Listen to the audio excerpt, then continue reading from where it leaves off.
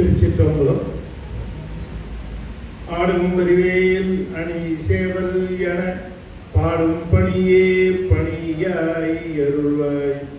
தேடும் கயமா முகனை செருவில் சாடும் தனி யானை சகோ.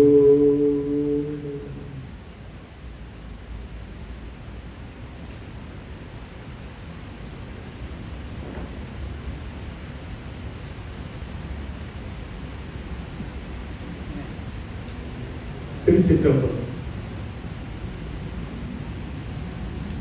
நேசம் நிறைந்த உள்ளத்தால் நீளம் நிறைந்த மணிகண்டத்து ஈசன் அடியார் பெருமையினை எல்லா உயிரும் தொழை எடுத்து தேசம் உய்ய திருத்தொண்ட தொகையை முன் பணித்த திருவாடு வாசமலர் மென்கழல் வழங்க வந்த பிறப்பை வணங்குவாம். திருச்சிற்றம்பலம். நாடுடைய சிவனே போற்றி. ஏகம்பத்துரை எந்தாய் போற்றி. பராய்த்துறை மேவியபரணே போற்றி. அண்ணாமலை மன்னா போற்றி. காவாய் கனகத்திரளே போற்றி. வெற்றிவேல் முருகனுக்கு. திருச்சிற்றம்பலம். அண்ட சராசரங்களுக்கெல்லாம் அதிபதியாக விளங்கக்கூடிய முருகப்பெருமானுடைய ஒப்பற்ற பெருங்கருணையினாலே இன்றைய தினம் நம்முடைய மலேசிய திருநாட்டிலே பட்டு கேவ்ஸ்லே அமைந்திருக்கக்கூடிய சிறப்பான ஆலயமாக விளங்கக்கூடிய ஸ்ரீ சிவமுனீஸ்வரர் திருக்கோயிலிலே மாதாந்திர தட்சிணாமூர்த்தி பூசை மிகச் சிறப்பாக நிகழ்வுற்று அதனை தொடர்ந்து அந்த நிகழ்வினுடைய ஒரு அங்கமாக பெரிய புராணத்தை பாடல் பாடலாக சிந்திக்கின்ற ஒரு ஞான வேள்வியை தொடர்ந்து செய்வதற்கு இன்றைய தினம் திருவருள் கூட்டியிருக்கிறது. இந்த ஒரு அற்புதமான அமைப்பில் பெரிய புராணத்தை நான் தெரிந்து கொண்டவரை ஒரு முறை முழுவதுமாகவே ஓதி முடித்து இது இரண்டாவது தடவை இந்த நிகழ்வு தொடர்கிறது என்று பார்க்கிற பொழுது மிகுந்த மகிழ்ச்சியாக இருக்கிறது. பெரிய புராணத்தை பாடும் பாடலாக சிந்திப்பது என்பது ஒரு பெரிய ஞான வேள்வியாக நிகழ்கிறது.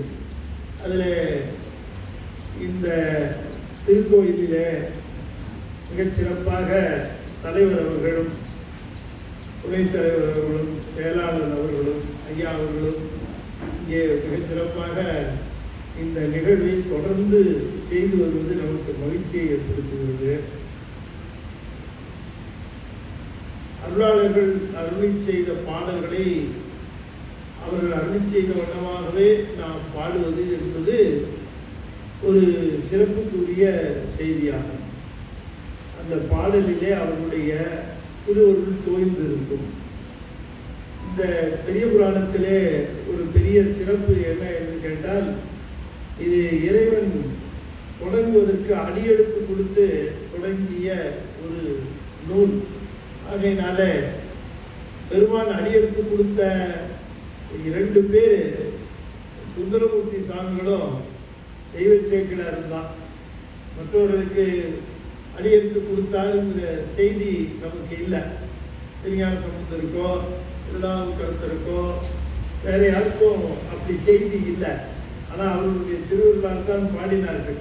ஆனால் அடியெடுத்து கொடுத்தார் அப்படின்னு சொல்லுவது பித்தா பிரைசூடி என்று சுந்தரமூர்த்தி சுவாமிகளுக்கு ஒரு தடவை அல்ல, தில்லைவாழ் அந்தனதும் அடியாருக்கும் அடியேன் என்று 2வது தடவையும் அடியெடுத்து கொடுத்தார்.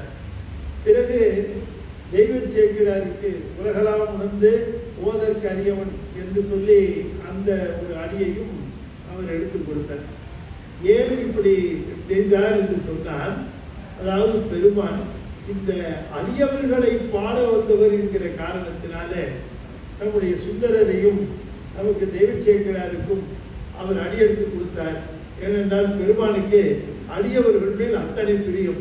தன்னை பாடுவதை விட தன் அடியவர்களை பாட வந்தவர்கள் இவர்கள் என்கிற காரணத்திற்காக அவர்களுக்கு அடியெடுத்து கொடுத்தார் சிவபெருமான்.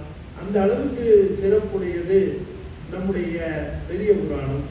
ஆகவே இந்த பெரிய புராணத்திலே நாயன்மார்களுடைய வரலாறுகளை எல்லாம் அவர் மிகச் சிறப்பாக எடுத்து சொல்லி நாயன்மார்களுடைய சிவபக்தியையும் அவர்களுடைய அந்த சிவபெருமான் மேல் வைத்திருந்த அந்த நாட்டத்தையும் அதனால் அவர்கள் பெற்ற பேர்பத்தையும் பெருவாழ்வையும் அவர் மிகச் சிறப்பாக சொல்லி இருக்கிறார். அவர்களையெல்லாம் தொகைப்படுத்தி கொடுத்தவர் சுந்தரமூர்த்தி சுவாமிகள். பிறகு வகைப்படுத்தி கொடுத்தவர் நம்முடைய நம்பியாண்டார் தம்பி அவர்கள். பிறகு விரித்து சொன்னவர் நம்முடைய தெய்வ சேக்கிழார். எனவே தெய்வ சேக்கிழார் தன்னுடைய புராணத்தை சொல்லுகிற பொழுது இந்த இருவரையும் குறிப்பிடுகிறார். திருத்தொண்ட தொகை தந்த நம்முடைய பெருமைக்குரிய திருத்தொண்ட தொகை தந்த நம்முடைய பெருமைக்குரிய சுந்தரமூர்த்தி சுவாமிகளையும் குறிப்பிடுகிறார். அடுத்ததான் திருத்தொண்ட திரு அந்தாதி என்று நம்பியாண்டார் நம்பி செய்தார். அதுவும் தனக்கு ஒரு ஆதாரமாக இருந்தது என்பதை அதையும் குறிப்பிடுகின்றார். 2 நூல்களையும் குறிப்பிட்டு விட்டுத்தான் பெரிய புராணம் செய்கின்றார். ஆகவே இந்த பெரிய புராணம் என்கிறது அடியாருடைய பெருமையை பேசுவது.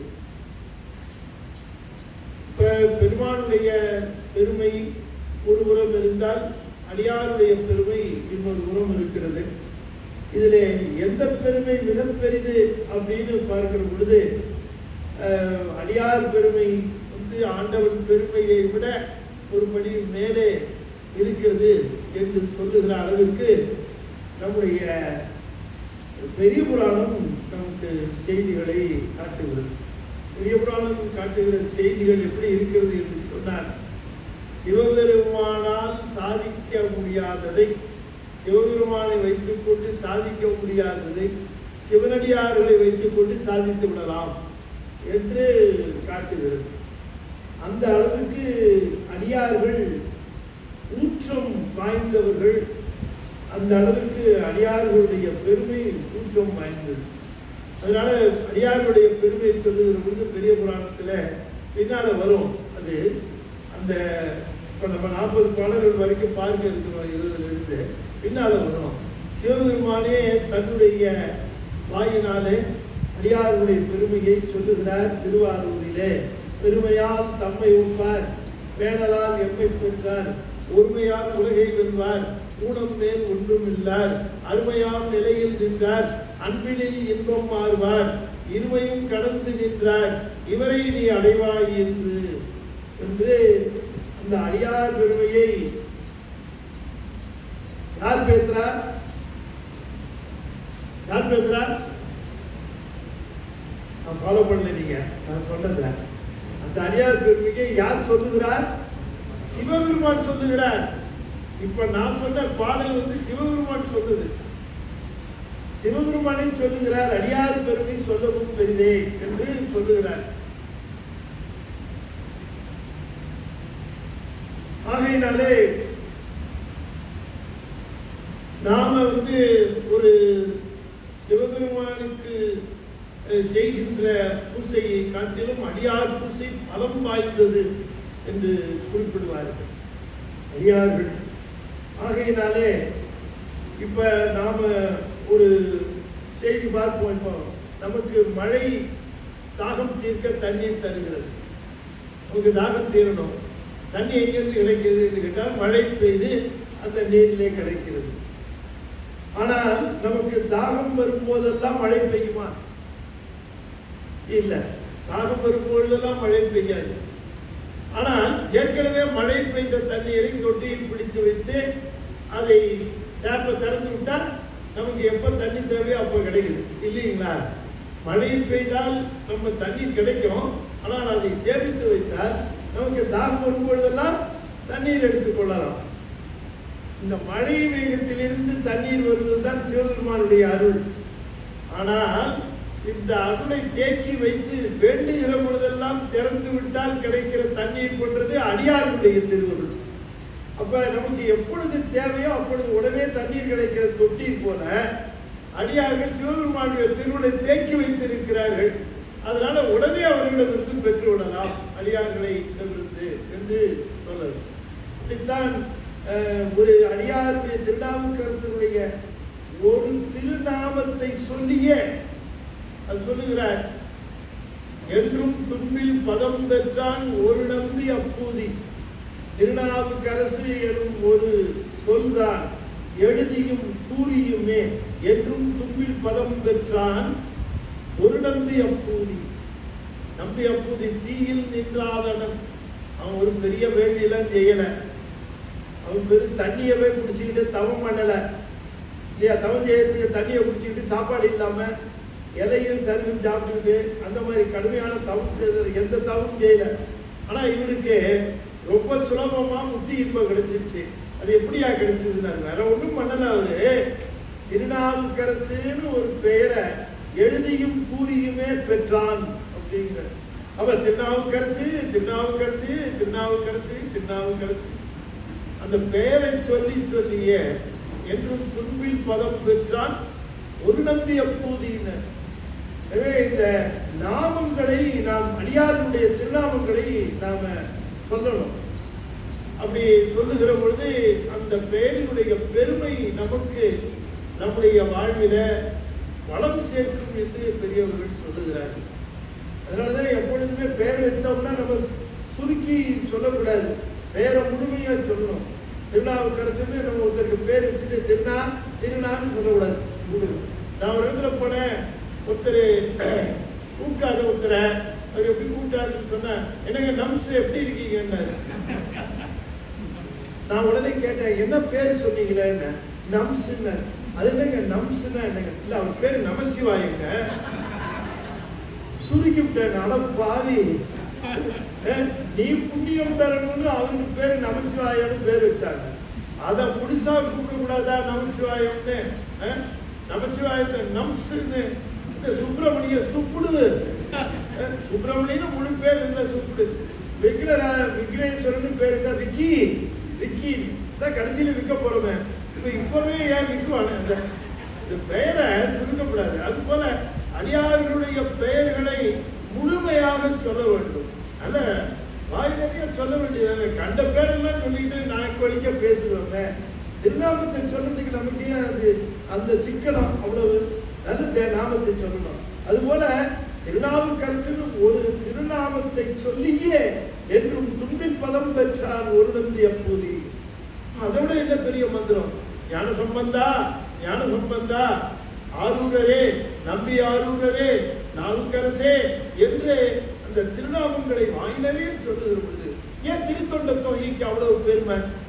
திருத்தொண்ட தொகை இதுல பின்னால வருது. தீதிலா திருத்தொண்ட தொகை தர மாதம் மேல் மனம் போக்குவார்னு சொல்லி வருகிறது. இந்த தீதிலா திருத்தொண்ட தொகை ஏன் திருத்தொண்ட தொகைக்கு அவ்வளவு பெருமை? அதுல இருக்கிற அடியார்கள் பெயர்களை எல்லாம் ஒரு தடவை சொன்னாலே போதும். நாம அதுல இருக்கிற அடியார்கள் பெயர் தில்லை வாழ் அந்தனதம் அடியார்க்கும் அடியே திருநீலகண்டத்து உயவனார்க்கு அடியே இல்லையே என்னாத இயற்பகைக்கும் அடியே இளையான் தன் குடிமாறு அடியார்க்கும் அடியே. பாருங்க, இந்த அடியார்களுடைய பெயரை சொல்லுவதற்கு பாருங்க ஒரு பெரிய தவம். அந்த பெயரை சொல்வதே ஒரு பெரிய தவம். இந்த அடியார்கள் பெயர் திருத்தொண்ட தொகையை பெரிய மந்திரமாக இருக்கிறது என்று சொன்னால் இந்த அடியார்கள் பெயர் வேற ஒண்ணுமே வேணாங்கிறாங்க பெரியவங்க. ஏன்னா திருத்தொண்ட தொகை அவ்வளவுதான். என்னங்க எனக்கு கொஞ்சம் வீட்டுல கொஞ்சம் கஷ்டமா இருக்குங்க, நான் ஒரு மருந்து கொடுக்குறேன், அதை ஒரு நாளைக்கு 2 டோஸ் சாப்பிடுங்க. எனக்கு வீட்டுல கஷ்டங்கிறேன், 2 டோஸ் மருந்துங்கிறீங்களே. 2 டோஸ் மருந்து தான்ப்பா, காலையில ஒரு டோஸ், சாயந்தரம் ஒரு டோஸ். என்னங்க மருந்து கிட்ட வருமா?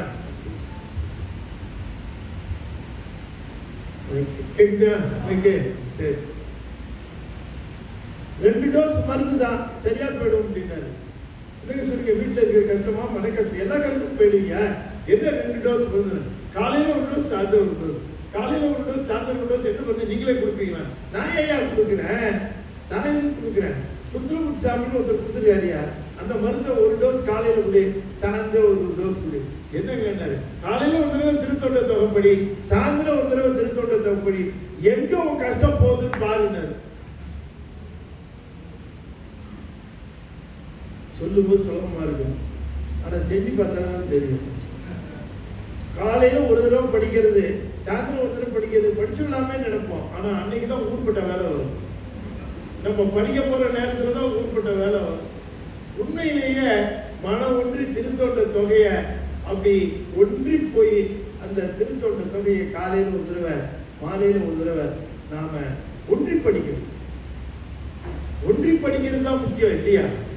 சும்மா வெறுமனே படிக்கிறதுங்கிறது மனசு ஒன்றாமல் அது பாடி வாய் மட்டும் சொல்லிக்கிட்டே இருக்கு பிரயோஜனம். ஒன்றி படித்தோம்னா ஒன்றியிருந்து நினைவுங்கள் உந்தமக்கு ஊனமில்லை. கன்னிக காரணி காலால் கடிந்தான் அடியவர்க்காக சென்று தொழுவீன்கள் சிற்றம்பலத்துள் நட்டம் என்று வந்தா என்னும் எம்பெருமான் தன் திருக்குறிப்பு என்பார். நமக்கு இந்த விடுதலை என்று சொல்லக்கூடிய துன்பங்களிலிருந்து விடுதலைக்கு எத்தனையோ வழி செய்திருக்கிறார் பெருமான். நம்ம பெருமான் நமக்கு எத்தனையோ வழி செய்திருக்கிறார்.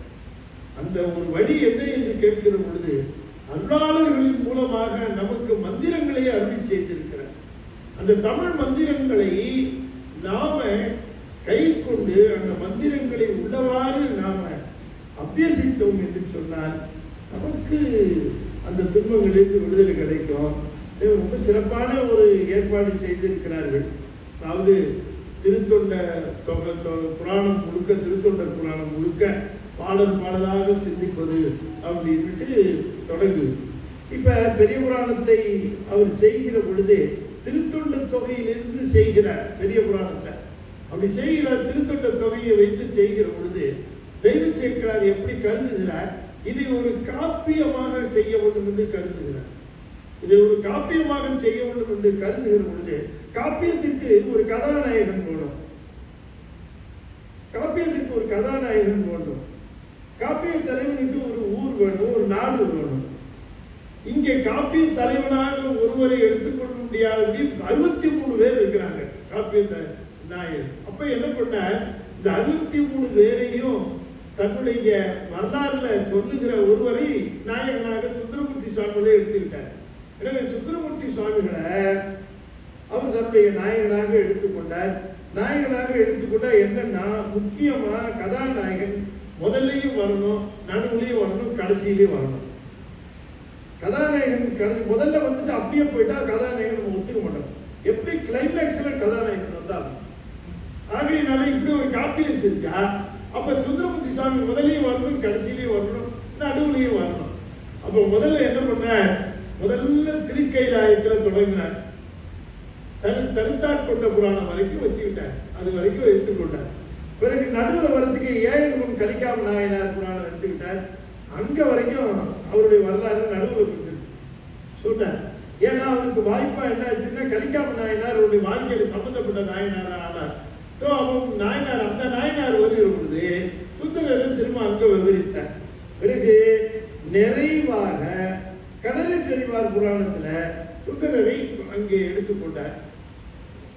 கதையை நிறைவு செய்கிற பொழுது வெள்ளாடித்திருக்கும். பெரிய புராணம் கைலாயத்தில் தொடங்கி கைலாயத்தில் முடிவது.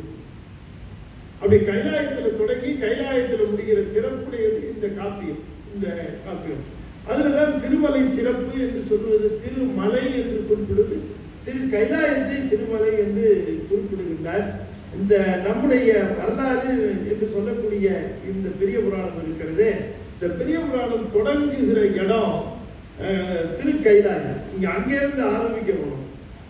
அதாவது சுந்தரமூர்த்தி சுவாமிகள் எங்கிருந்து வந்தார் என்றால் திருக்கைலாயத்திலிருந்து வந்தார்.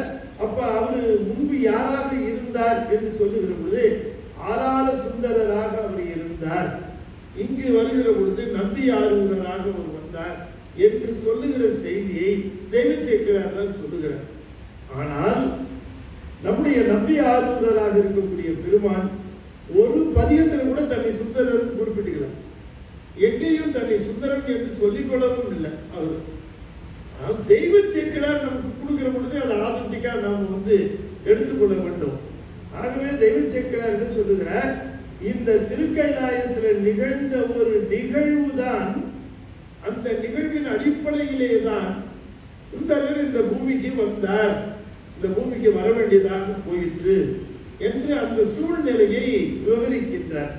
அந்த சூழ்நிலையை விவரிக்கிற பொழுது திருமலை சருக்கம் என்று சொல்லக்கூடிய திருக்கைலாயத்தினுடைய பெருமையை அவர் பேசுகிறார்.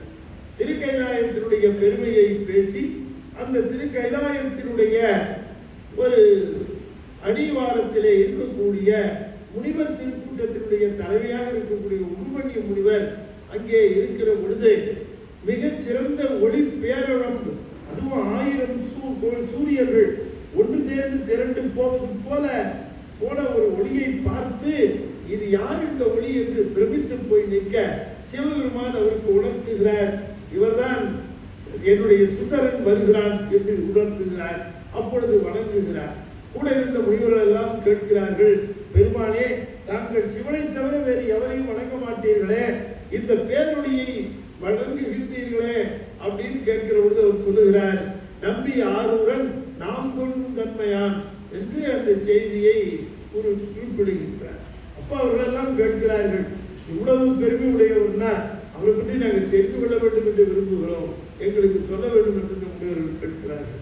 அப்போ ஊமணி முனிவர் சொல்ல ஆரம்பிக்கிறார். இப்படிதான் தொடங்குகிறார் கதை. பொதுவாக புராணங்கள் சூத முனிவர் சொல்வது போல அமையும் எல்லா புராணங்களும். ஆனால் இங்கே வேறு களம் அமைத்துக் கொண்டார் நம்முடைய தெய்வ சேர்க்கிறார். மிக சிறப்பான ஒரு புத்தி சாதுரியத்தினாலே அவர் கைலாயத்தில் தொடங்குகிற பொழுது உபமணி முனிவரிடமிருந்து இந்த கதை தொடங்குவது போல அவர் சொல்லுவது போலவும் மற்ற முனிவர்கள் கேட்பது போலவும் அதை அமைத்துக் கொண்டார். இங்கே இந்த அற்புதமான பகுதியிலே நாம 20 பாடல்கள் வரைக்கும் நாம பார்த்திருக்கிறோம். ஆகவே இந்த செய்திகள் தான் தம்பிரானை தன் உள்ளம் தழியவன் நம்பியாருடன் நாம் தொழும் தன்மையான் என்று கூற இறந்தி இயம்புவார் வென்ற பேர் ஒளியார் செய் விடுத்தவன் நன்று கேட்க விரும்பும் நசையினோம். நசையினோம் என்றால் விருப்பத்தை உடையவர்களாக நாங்கள் இருக்கிறோம். இப்படிப்பட்ட ஒருவர் தாங்கள் தொழுகின்ற அளவிற்கு உயர்ந்தவராக இருக்கிறார் ஒருவர், அவருடைய வரலாறை கேட்பதற்கு நாங்கள் ரொம்ப ஆவலாக இருக்கிறோம் என்று குறிப்பிடுகின்றார்.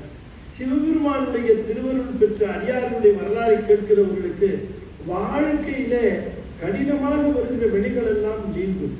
நாம சிவபெருமானுடைய புகழை கேட்பது ஒன்று, சிவபெருமான அடியார்களுடைய புகழை கேட்டார், அவர்களுடைய வரலாறை கேட்டார், அது நம்முடைய வாழ்க்கையிலே பல்வேறு விதமான துன்பங்களை தீர்க்கக்கூடியதாக இருக்கும். என்னிடம் வருகிறவர்களுக்கு 1-2 இளைஞர்கள் வருவார்கள். அப்பொழுது அவர்கள் என்னிடம் கேட்பார்கள், ஐயா நான் வேலை இல்லாமல் இருக்கிறேன், சிரமப்படுகிறேன், என்ன செய்யலாம் என்று கேட்கிற பொழுது நான் அவர்களுக்கு சொல்லுவது, நீ பெரிய புராணத்தை முதல் பாடல் தொடங்கி படித்துக் கொண்டு வா, உலகலாம் உனக்கு ஓதற்கரியவன் என்று தொடங்கி ஒரு நாளைக்கு எத்தனை பாடல் படிக்க முடியுமோ படித்துக் கொண்டே வா, தெய்வ சேக்கிழாரை உள்ளத்திலே கருதிக்கொள், நீ பெரிய புராணத்தை படித்துக் கொண்டு வா என்று சொல்லுவேன். கிட்டத்தட்ட 2, 3, 5, 6 மாதங்களுக்குள்ளாக அவர்களுக்கு வேலை கிடைத்துவிடும். அவர்கள் சொல்வார்கள், ஒரு அன்பர் சொன்னார், ஐயா எனக்கு அரசு உத்தியோகமே கிடைத்து விட்டது, ரயில்வேல வேலை கிடைத்து விட்டது என்று சொன்னார். அவர் வேற ஒன்றும் செய்யல, பெரிய புராணத்தை முதல் பாடல் தொடங்கி படித்தார். அதுபோல சிலர் கேட்பார்கள், பையன் சரியா படிக்க மாட்டேங்கிறான், அவனுக்கு நினைப்பு இருக்கிற பாடத்தை நினைவு வச்சுக்க முடியலன்னு சொல்லலாம் அப்படின்பார்கள். நான் சொல்லுவேன், திருஞான சம்பந்தர் பாடல் வேதலறி தடைத்துவங்க மிகு சைவத்துறை உலகன்ற பாடல தொடங்குங்க, அது தினமும் நீங்க படிக்க பையனை படிக்க சொல்லுங்க, அவன் முடியலன்னா நீங்க படிக்க, தினமும் 15 பாட்டு 20 பாட்டு அப்படியே படிச்சுக்கிட்டே வாங்க. அந்த ஞானசம்பந்தருடைய அந்த வரலாறு முழுக்க பெரிய புராணத்துல படிங்க, நல்ல மாற்றம் தெரியும் என்று நான் சொல்லுவேன். அந்த அளவுக்கு வலிமை மிகுந்தது பெரிய புராணம். இருக்கட்டும், வலிமை வந்ததான் இருக்கட்டும், நம்ம பயன்படுத்தினாதானே இல்லையா? எதுதான் எவ்வளவு சிறப்பா இருந்தா என்னங்க, நம்ம கையில இருக்கிற ஒரு பெரிய செய்திக்கு சிறப்பு இருக்குமா? நம்ம அடுத்ததுதான் வேடிக்கை பார்த்துட்டு இருப்போம். நம்ம கையில எவ்வளவு ஒரு பெரிய சிறப்பான ஒரு மருந்து இருக்கிறது என்று சொன்னால் அந்த மருந்தை நாம் எடுத்துக்கொண்டு நாம் உயிர் பெற வேண்டும். ஆகையினாலே தான் அது இந்த திருக்கோயிலார் மிகச் சிறப்பாக செய்திருக்கிறார்கள். அதை எனக்கு தெரிந்து எந்த கோயிலிலும் பெரிய புராணத்தை இப்படி பாடலாக சிந்தித்து முற்றோதல் நிகழ்த்துகிற திருக்கோயில் நான் கண்டதில்லை. முதலாக இந்த ஸ்ரீ சிவமணீஸ்வரர் திருக்கோயில் தான் நான் அதை காண நேர்கிறது. அந்த மாதிரி பாடல்களை படிக்கும் பொழுது அன்பர்களை எல்லாம் அழைத்து அவர்களை நெறிப்படுத்தி அவர்களுக்கு இந்த நீங்க புத்தகம் எடுத்துட்டு வாங்கன்னா பாதி பேருக்கு வரவே மாட்டாங்க. ஆனா இவங்களுக்கு அடிச்சு கொடுத்து கையிலேயே கொடுத்து இதை பாருங்க இவங்க கொடுக்க சேர்த்து வச்சீங்கன்னா கடைசியில் உங்கள்கிட்ட ஒரு பெரிய புராண புத்தகம் வந்துடும் இல்லையா? வச்சிருக்கணும் பத்திரமா வச்சிருந்தால் இது அப்படியே சேர்த்துட்டு வந்தா ஒரு புத்தகமே கிடைச்சிடும் உங்களுக்கு. அப்படி ஒரு சிறப்பான ஒரு நிலை என்று சொல்லி இப்ப நாம இந்த 21வது பாடல்ல இருந்து நாம போவோம். பாடல் 21. உள்ள வண்ணம் முனிவன் உரை செய்வான் வெள்ள நீர் சடை மெய்ப்பொருளாகிய வள்ளல் சாத்தும் மதுமலர் மாலையும் அள்ளும் நீரும் எடுத்து அணைவான் உளன். அப்பா திருக்கைலாயத்திலே சிவபெருமான் கைலாயத்திலே இருக்கிற பொழுது கைலாயத்திலே அவரை தினந்தோறும் நேரிலேயே வழிபட்டு போகிறவர்கள் இருக்கிறார்கள். நாம திருக்கோயிலுக்கு தினந்தோறும் வழிபடுவது போல கைலாயவாசிகளாக சிவலோகத்திலே இருக்கிறவர்கள் எல்லோரும் தினந்தோறும் சிவபெருமானை வழிபாடு செய்வார்கள், தினந்தோறும் வழிபடுவார்கள். நாம இங்க கோயிலுக்கு போகும்போது சிவலிங்கத்தை பார்க்கிறோம், அங்க உண்மையிலேயே சிவபெருமான் இருப்பார் திருக்கைலாயத்துல. அங்க வழிபாடு செய்வார்கள் சிவலோகத்துல. சிவலோகத்துல இருக்கிறவர்கள் சரியையாளர்கள், கிரியையாளர்கள், யோகத்தர்கள் எல்லோருமே அங்கே சிவலோகத்துல உண்டு. அப்படி சிவலோகத்தில் இருக்கிற பொழுது பெருமாளை வழிபடுகிறவர்கள் உண்டு. இந்த பெருமாளுக்கு கைங்கரியமாக சிவலோகத்தில் இருக்கக்கூடிய சிவபெருமானுக்கு கைங்கரியமாக அவருக்கு மலர் மாலை சாத்துவதும் மலர்களை எடுத்து வைப்பதும் அதே போல வருகிறவர்களுக்கு திருநீர் கொடுப்பதற்கான பணியையும் ஒருவர் செய்து வந்தார் என்று குறிப்பிடுகின்றார். வெள்ள நீர்ச்சடை மெய்ப்பொருளாகிய வள்ளல் சாத்தும். வெள்ள நீர்ச்சடை மெய்ப்பொருள் சிவபெருமானுக்கு சொல்ற வெள்ள நீர்ச்சடை கங்கையை தன்னுடைய சிரசிலே தாங்கிய ஒரு மெய்ப்பொருள், மெய்ப்பொருளாக இருக்கக்கூடிய சிவபெருமான் மெய்ப்பொருள் ஆகிய வள்ளல் சாத்தும் மதுமலர் மாலையும் அள்ளும் நீரும் எடுத்து அணைவான் உளன் என்று கூறுகிறார். அது ரொம்ப சிறப்பு. அவர் வெள்ள நீர் சடை கங்கையை தன்னுடைய சிரசிலே வைத்திருக்கிறார் என்று சொல்லுவது பெருமான் கருணையின் வடிவமாக விளங்குகிறார் என்று அதற்கு அடையாளம் அந்த வெள்ள நீர் சடை என்று. ஆகையினால என்ன கூட ஒருத்தர், நான் பொறியாளராக இருப்பதனால நான் வேலை செய்கிற இடத்துல ஒரு கேள்வியை கேட்டேன். என்னங்க உங்க சிவபெருமான் தலையில தண்ணி வச்சிருக்காருங்கிறீங்களே, அது என்னங்க தலையில தண்ணி வச்சிருக்காருன்னு சொல்றீங்க, நீங்க இன்ஜினியரா இருக்கிறீங்க, அதை எப்படி சார் ஏத்துக்கிறீங்கன்னு. நான் உடனே சொன்னேன், நான் இன்ஜினியரா இருக்கிறதுனால தான் அதை ஏத்துக்கிறேன் அப்படின்னு சொன்னேன். எப்படின்னு கேட்டார். 3 மாடி கட்டணம் கட்டினா வாட்டர் டேங்க் எங்க வைப்பேன்னு கேட்டார். அவர் ஒண்ணு சொன்னாரு 3 மாடிக்கு மேல வைப்பேன்னாரு. 20 மாடி கட்டணம் கட்டினா வாட்டர் டேங்க் எங்க வைப்பான்னு கேட்டார். 20 மாடிக்கு மேல வைப்பாங்க. 50 மாடி ஸ்கை ஸ்கிராப்பர் கட்டலாம், வாட்டர் டேங்க் எங்க வைப்பான்னு கேட்டார். 50வது மாடிக்கு மேல வைப்பாங்க. ஏன்னு கேட்டேன். 50வது மாடிக்கு மேல இருந்தாதான் 50 மாடியில இருக்கிறவங்களுக்கும் தண்ணி கிடைக்கும். அப்ப உலகத்தில் இருக்கிற அத்தனை பேருக்கும் தண்ணி கிடைக்கணும்னா உலகத்திலே உயரமான இடத்துல தண்ணியை வைக்கணும். சிவபெருமான் தன்னுடைய சிரசு உச்சியில வச்சு தண்ணி எல்லாருக்கும் கிடைக்கிற மாதிரி செய்திருக்கிறார். வாட்டர் ஃப்ளோவுக்கு வாட்டர் ஹெட் வேணும்னு வாட்டர் ஹெட்ல வச்சு காட்டுற ஃபர்ஸ்ட் இன்ஜினியர் சிவபெருமான் இல்லையா? அப்ப பெருமானுடைய அடையாளங்கள் எல்லாமே பொருளற்றவை என்று நினைத்து விடக்கூடாது.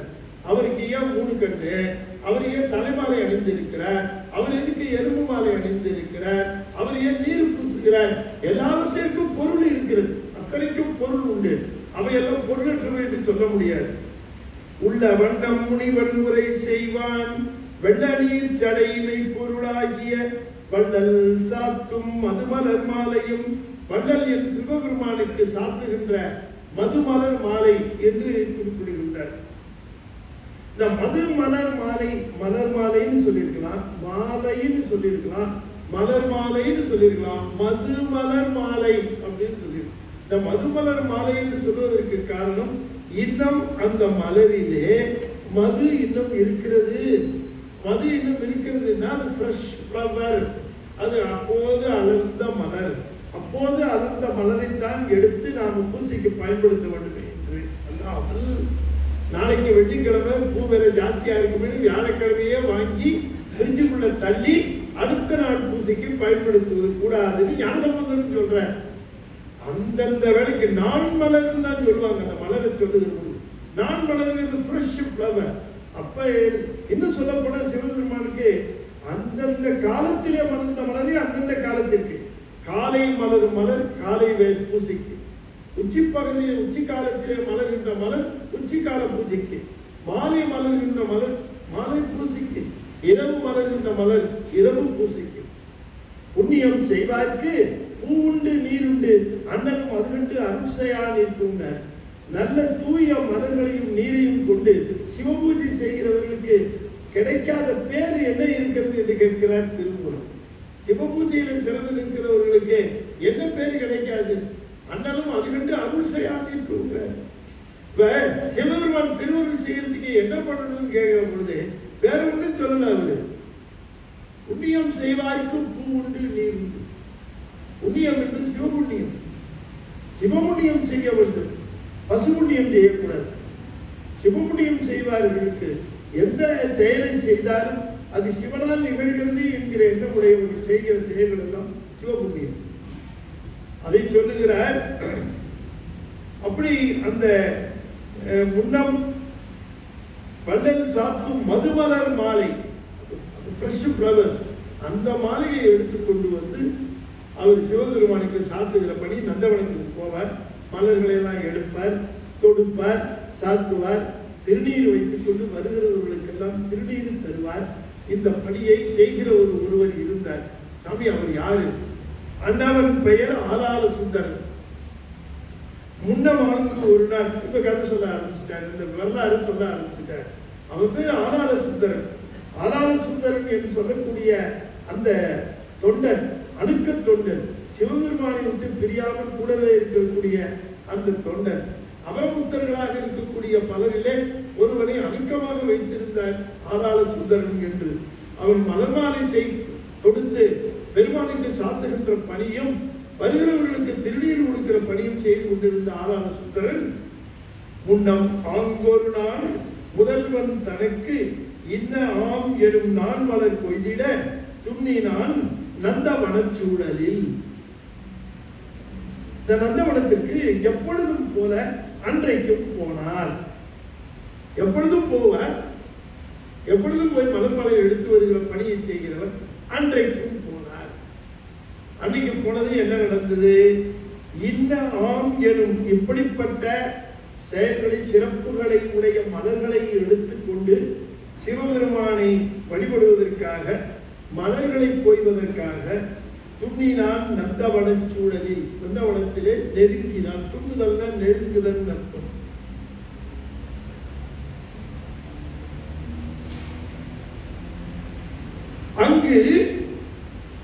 அங்க அவர் போகிறதுக்கு முன்னாடி, அவர் போறதுக்கு முன்பாக அங்கு ஏற்கனவே அங்கு இருவர் இருந்தார்கள்.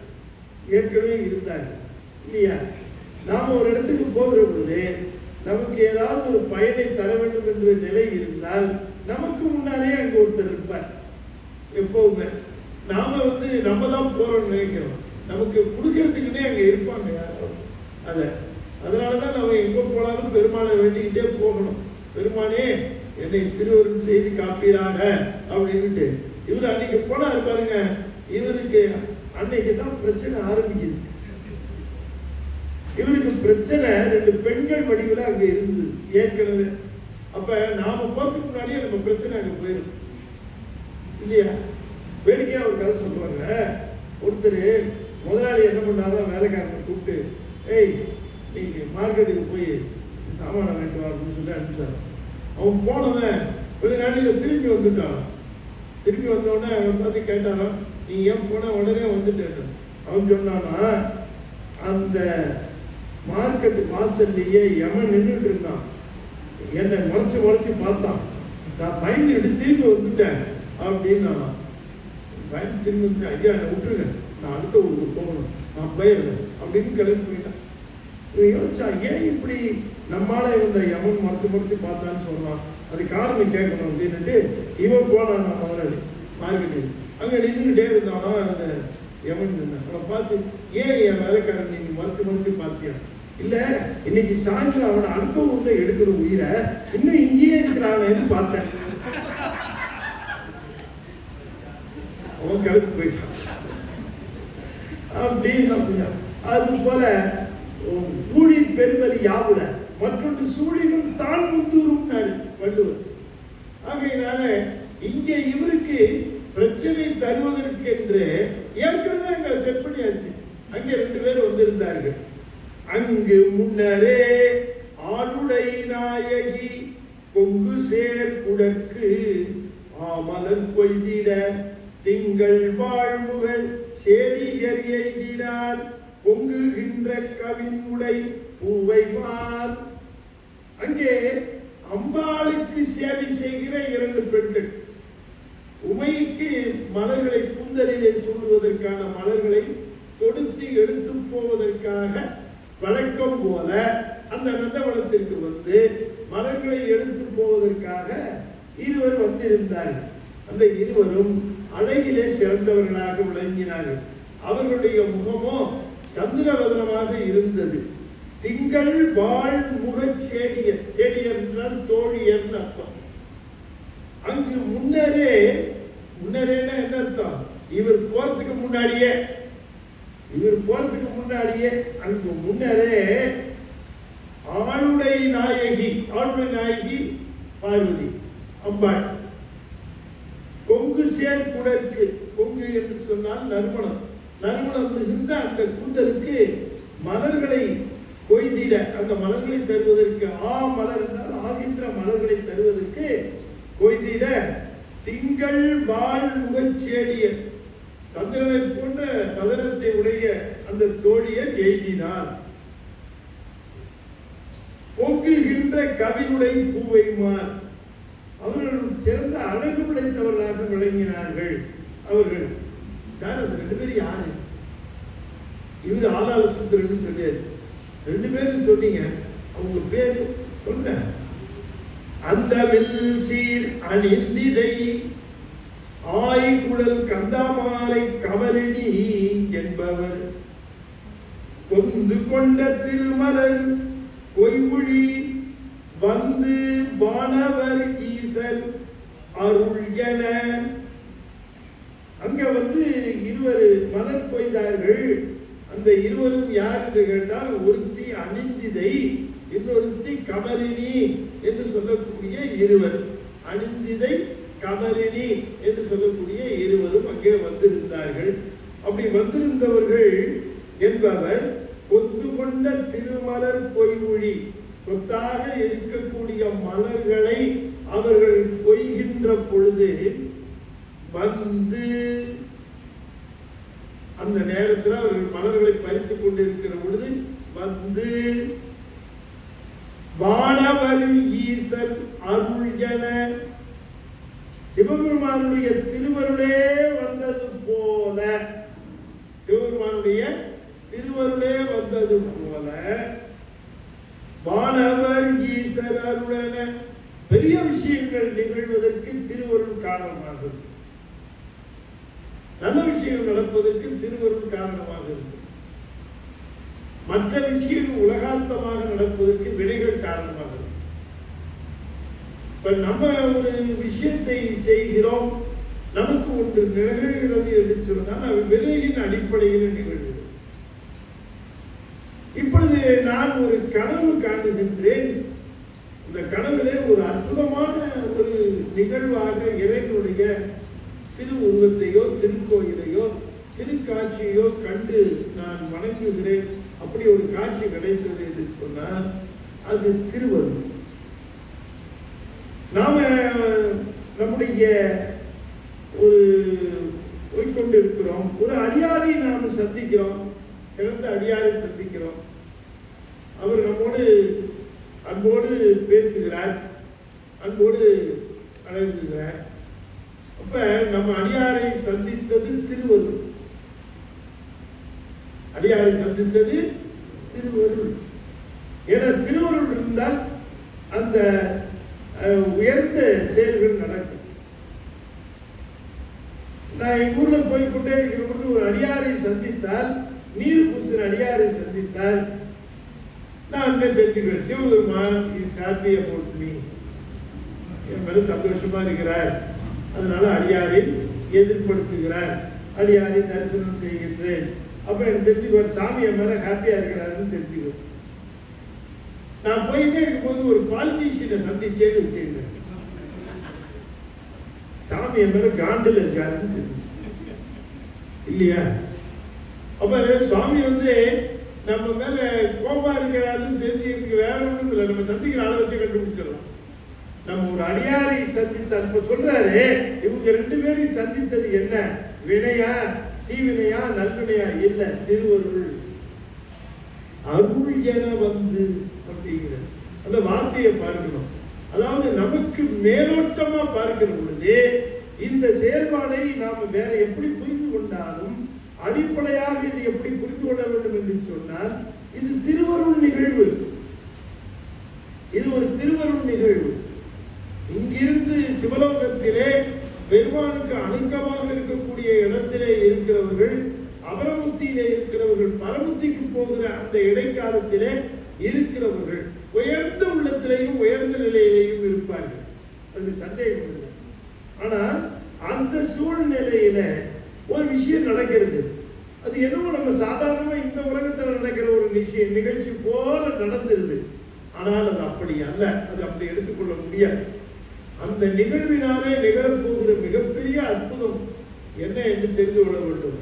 அதனால சேக்கிழார் என்ன பண்றார், இந்த நிகழ்ச்சியை துவங்கிறதுக்கு முன்னால அவர் போனார் நந்தவனத்துக்கு.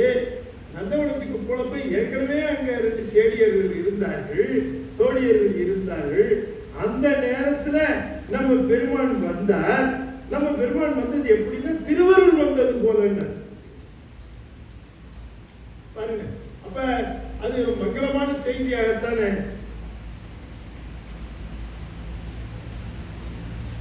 வந்து மாணவர் ஈசன் அருள் என ஒண்ணு. அடுத்தது சொல்லுகிறார், காரணம் சொல்லுகிறார், ஏன் அந்த 2 பேர் இருக்கிற நேரத்துல ஏன் இவர் அங்க வரணும்? அவங்க 2 பேரும் மலர் போயிற நேரத்துல இவர் ஏன் போயிருக்கணும்? இப்ப நல்லா தெளிவா தெரியுது. ஒரே நந்தவனத்துலதான் அம்பாளுக்கு அவர்கள் மலர்கள் போகிறார்கள். ஒரே நந்தவனத்துல, அதே நந்தவனத்துலதான் சிவபெருமானுக்கு ஒரு மலர் போகிறார். எத்தனையோ நாட்கள் இவரும் போயிருக்கிறார், அவங்களும் போயிருக்கிறாங்க. எத்தனையோ நாள் இவரும் அங்க இருந்திருப்பார், அவங்களும் அங்க இருந்திருப்பாங்க. ஆனால் இன்றைக்கு நிகழ்கின்ற நிகழ்வு அப்பொழுது நிகழவில்லை, இப்பத்தான் அது நிகழ்கிறது.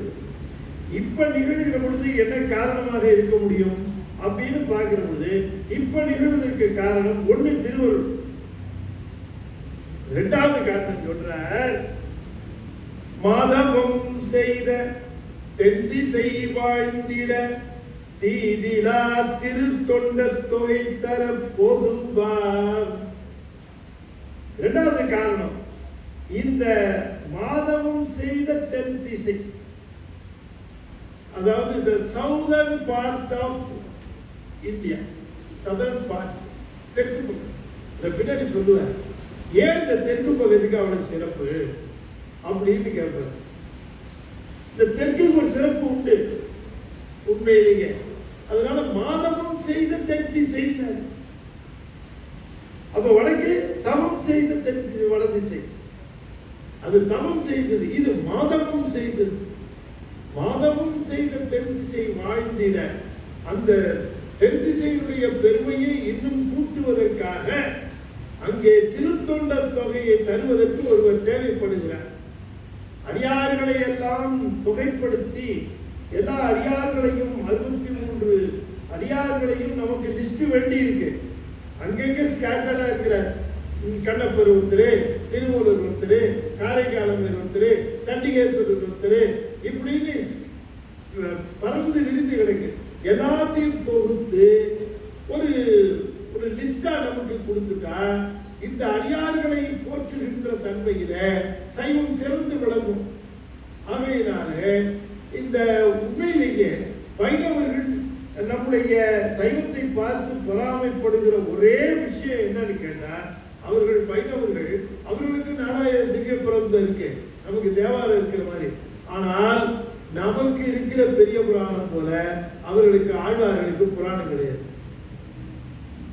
ஆகையினால அவர்களுக்கு ஒரு ஒரு கண்டுதான் அப்படி என்ன இருந்தாலும் உங்களுக்கு ஒரு சேக்கிடார் வந்தார், எங்களுக்கு ஒருத்தர் வரல. 12 பேர் வரலாறு சொல்றது, 63 பேருடைய வரலாறு சொல்வதற்கு நீங்கள் மாதமும் செய்திருந்தீர்கள். அதனால சேக்கிடார் இதை விரித்து உங்களுக்கு நூலாக வழங்கினார். ஆகவே திருத்தொண்ட தொகை என்பது அடிப்படையான வித்து. அதிலே விளைந்த செடியிலே மலர்ந்த மலர்தான் திருத்தொண்ட திரு அந்தாதி. அதிலே விளைந்த கனிதான் நம்முடைய பெரிய புராணம். ஆகையினாலே அந்த தீதிலா திருத்தொண்ட தொகை தர போதுவார் மாதவம் செய்த தென்திசை வாழ்ந்திட தீதிலா திருத்தொண்ட தொகை. அது என்ன திருத்தொண்ட தொகை? நீங்க வாங்கி சொல்லலாம், ஒரு தடவை தப்பு இல்லை, அதனால எந்த தீர்வு வந்துடாது. சொல்லுங்க, என்ன சொன்னார்? சத்தமா சொல்லுங்க. என்ன திருத்தொண்ட தொகையா? தீதிலா திருத்தொண்ட தொகை. தீதிலா திருத்தொண்ட தொகை. என்ன திருத்தொண்ட தொகை?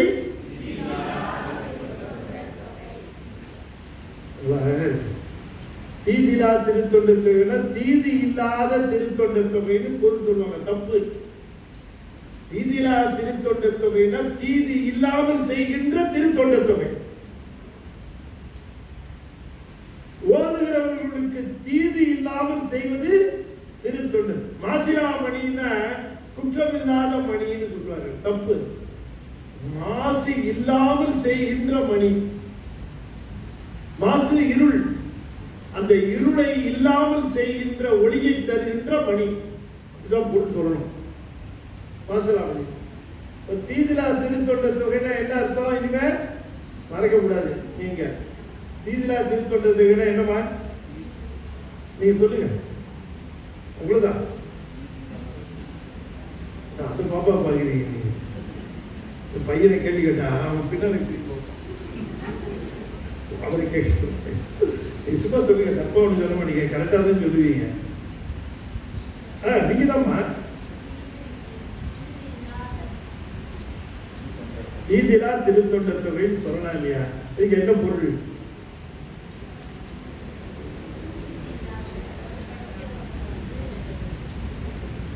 தீதி இல்லாதன்னு சொல்லக்கூடாது. என்ன சொல்லணும்?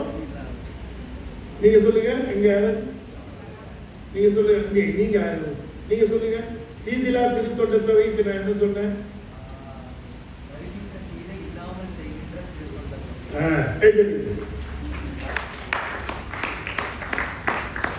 தீதிலா திருத்தொண்ட தொகை எழுதி வச்சுக்கணும். இது கொடுத்தா சும்மா வாங்கி வச்சுட்டு போய் வீட்டுக்கு போய் பற்படி பறிச்சிட கூடாது. பத்திரமா வச்சுக்கணும். இந்த பெரிய பேப்பர் கிடைச்சது, இந்த பேப்பர் இது ஒன் சைட் பேப்பரா கொடுத்துருக்கீங்க. இல்லையா? நோட்ஸ் எழுதிக்கலாம். பின்னால் நோட்ஸ் கூட எழுதிக்கலாம் கொடுத்துருக்காங்க. தீதிலா திருத்தொண்ட தொகைன்னா என்ன அர்த்தம்? தீதில்லாமல் செய்கின்ற திருத்தொண்ட தொகை. ஓதுகிறவர்களுக்கு தீதில்லாமல் செய்யும். அப்ப திருவருள் வந்தது போல வந்தார். தீதிலா திருத்தொண்ட தொகை தர வேண்டும் என்று வந்தார். யாரே? நம்பி ஆரூரராக இருக்கக்கூடிய ஆளான சுந்தரர் அங்கே வந்தார். அந்த நந்தவனத்துக்கு வந்தார். நந்தவனத்துக்கு வருகிற பொழுது எப்படி வந்தார்? மாணவர் ஈசர் அருளென வந்தார். மாதவம் செய்த தென்திசை வாழ்ந்திட தீதிலா திருத்தொண்ட தொகை தர போதுவார். இந்த திருத்தொண்ட தொகை தருவதற்காக வந்தார், ஓதுவார். அவர் மேல் மனம் போக்கிட காதல் மாதரும் காட்சியில் கண்ணினார். இது என்ன பண்ண, மலர்களை கொய்கிற பொழுது இப்படி பார்த்தார். இவர் பார்த்த நேரத்தில் அவர்களும் பார்த்தார்கள். அவ்வளவுதான். இவர் பார்த்தார், ஒரு மலர் கொஞ்சிட்டே இருந்தார், போறாரு, கொய்யறதுக்காக போறார், உள்ள நுழையிற. ஏற்கனவே கொய்து கொண்டிருந்தார்கள். கொய்து கொண்டிருந்த அவர்களை பார்த்தார். அவங்க 2 பேரும் இவரை பார்த்தாங்க. 2 பேரும் பார்த்தார்கள். அவ்வளவுதான்.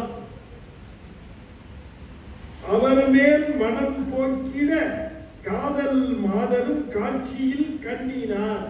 அந்த காட்சியிலே லயித்தார். அவரை பார்த்தாங்க. இவரும் அவங்க 2 பேரையும் பார்த்தாங்க. இவங்க 2 பேரும் பார்த்தது என்ன காரணம் என்று கேட்டால் வினை காரணம் அல்ல. இப்ப நாம யாரையாவது பார்த்தோம்னா அதுதான் வினையா வந்து சேரும் இல்லையா? சிலர் பார்க்காம இருக்கிறதே நல்லது. என்ன பார்த்தோம்னா அத்தோடு தொலைஞ்சுது நமக்கு இல்லையா? அந்த ஒரு இது பார்த்தேன். பொண்ணு மாமியார் கேட்பா, என்ன நான் வரும்போதெல்லாம் கண்ணாடி எடுத்து மாற்ற அப்படின்னு கேட்பான். அந்த பொண்ணு சொல்லும், தலைவலி வரும்போதெல்லாம் கண்ணாடி மாட்டிக்க சொல்லியிருக்காரு டாக்டர். அது மாதிரி சில பேரை பார்த்தாலே நமக்கு பிரச்சனையா இருக்கும். அதனால இது இந்த அப்படிப்பட்டது இல்லை. இங்க அருள் நிகழ்வு இது. இவர் என்ன பண்ண, அந்த நேரத்தை மிகச்சரியாக அவர்கள் இருவரும் காணுமாறு இவர் தான் அந்த நேரத்தை அமைக்காத அருள் நிகழ்வு. அருள் நிகழ்வு அது. அந்த அருள் நிகழ்வு நிகழ்ந்தது. நிகழ்ந்த உடனேயே இவர் பார்த்தார் அவங்க 2 பேரையும். அவங்க 2 பேரையும் இவங்க பார்த்தார். 2 பேரும் பார்த்தார். உண்மை. முன்னம் அவன் பொய்மகை ஒண்ணுமே பேசிக்கல.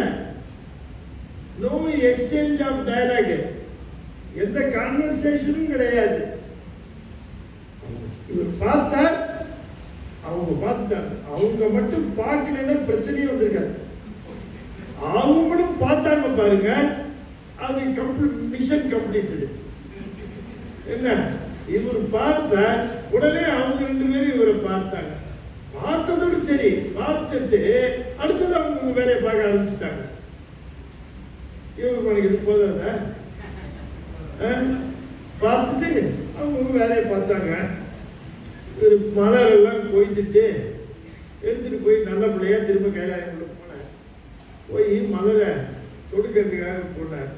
முன்னம்மாங்கவன் மொய்முகை நாள் மலர் என்னை ஆட்கொண்ட ஈசனுக்கு எய்வன பன்மலர் கொய்து செல்ல பனிமலர் அன்னம் அனைவரும் கொண்டு அகன்ற பின் இவரும் போய் பூக்களை எல்லாம் தேர்த்தி எடுக்கிறார், கொய்து எடுக்கிறார், மலர்களை சேகரிக்கிறார்.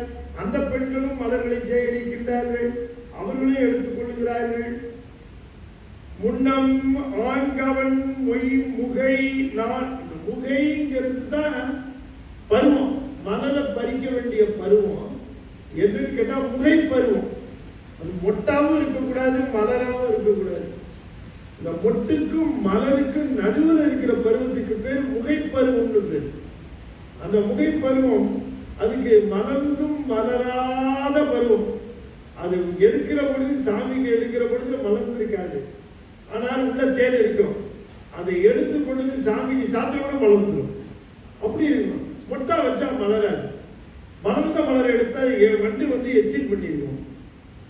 அதனால இந்த மலர்களை எடுக்கிற பொழுது ரொம்ப கவனமா எடுக்கணும். மலர் எடுக்கிற பொழுதுமா நம்ம எடுக்கிற மலர் சிவபெருமானுக்கு மிகச் சிறப்பாக இருக்கணும். இல்ல பெரிய புராணத்துல பின்னால நீங்க பார்த்திருப்பீங்க, நம்முடைய சிவகாமி ஆண்டார் எப்படி மலர் எடுத்தார் அப்படிங்கிறதுக்கு எரிபத்த நாயனார் புராணத்துல வரும். விடியற் காலையில போது விடிவதற்கு முன்பாகவே அந்த நந்தவனத்துக்கு போய் அந்த மலர்களை எடுக்கிற பொழுது முகைப்பருவத்தில் இருக்க மலரா எடுக்கிறார். இருட்டா இருக்கு சார் நந்தவனத்துல, இந்த சூரிய வண்டியை எப்படி எடுப்பாருன்னா இந்த 2 கண்ணால பார்த்து எடுக்க மாட்டார். 10 கண்ணால பார்த்து எடுப்பாராம். என்ன 10 கண்ணு? நகைக்கண்ணு. இந்த நகைக்கண்ணுல தடவி தடவி தடவி முகை பருவத்தில் இருக்கிற மலர்களாக பறித்து எடுப்பாராம் அவரு. அப்ப எடுக்கிற பொழுது என்ன எப்படி இந்த மலர் பறிக்கிறதுக்கு அவர் என்ன செய்வார்? சூரியன் உதிப்பதற்கு முன்பாக எழுந்திருப்பார். அதுலயே பல பேர் நாக் அவுட் ஆயிடும். என்ன சரி, அதுக்கு சூரியன் உதிப்பதற்கு முன்பாக எழுந்தாலும் குளிர்ந்த நீரிலே குளிப்பார். பெரிய பிரச்சனை இல்லையா? குளிர்ந்த நீரிலே குளிப்பார். வாயிலே அந்த துணியை கட்டிக் கொள்வார். ஏன்னா மலர் பறிக்கிற பொழுது அஞ்செழுத்து ஓதிக்கொண்டேதான் பறிக்கிறோம். அஞ்செழுத்து சொல்லிக்கொண்டே பறிக்கிறோம். அப்படி அஞ்செழுத்து சொல்லுகிற பொழுது எச்சில் பட்டுரும். அதனால வாயில துணியை கட்டிக்கிட்டு மலர் பறிக்கும். சரி, இவ்வளவு சிக்கல் இருக்குன்னு தான் நாங்க கடையில வாங்கிறோம். இங்க சொல்ற அளவு இந்த மாதிரி பிரயாசப்பட்டு எடுத்தா சாமி ஏன்னு கேட்பார். எங்க ஊர்ல ஒரு பிரபலமான கோயில் வாசல்ல எல்லாம் மலர் எப்படி இருக்குன்னு நமக்கு தெரியும் இல்லைங்களா? அங்க மலர் எங்க வீட்டு அம்மா கூட சொல்லுவாங்க, பூ வாங்கிட்டு போறாங்க, கொஞ்சம் தள்ளி நின்று பாரு, எப்படி பூ தொடுக்கிறாங்கன்னு பாரு, அப்புறம் வாங்கலாமான்னு வேணாமான்னு முடிவு செய்யுமே. என்ன அது இப்ப எப்படி தொடுப்பாங்கன்னு உங்களுக்கு இப்ப டெமான்ஸ்ட்ரேஷன் காட்டுறேன்.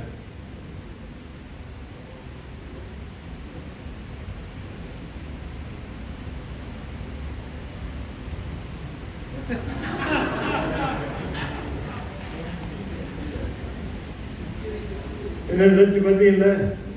இது சிவபெருமான் தலைக்கு. இப்ப டயலாக் இல்லாம காட்டினேன், இப்ப டயலாக் கூட காட்டுறேன். அவன் என்ன உருப்பிடுவான், அவன் அவன் நல்லா இருக்கவே மாட்டான். அக்கா நான் சொல்றேன்க்கா, அவன் நாசமா போயிடுவாங்க.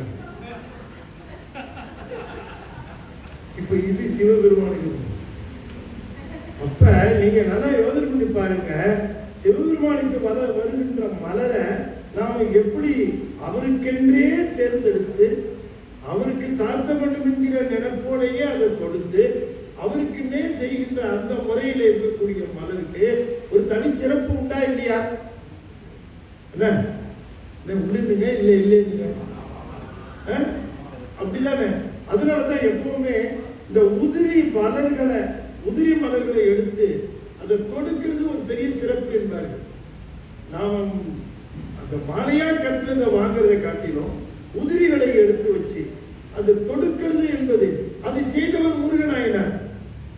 அது ஒரு பணிதான் செய்தார். அவர் வேற ஒன்றும் செய்யல. மலர்களை தேர்ந்தெடுத்து வைத்து அதனை தொடுத்து அந்தந்த கால பூசைக்கு கொடுத்தார். அவர் ஒரு நாயனார். அப்ப அது எவ்வளவு பெரிய டாஸ்க் பாருங்க. அது சிவலோகத்திலேயே அது உண்டு.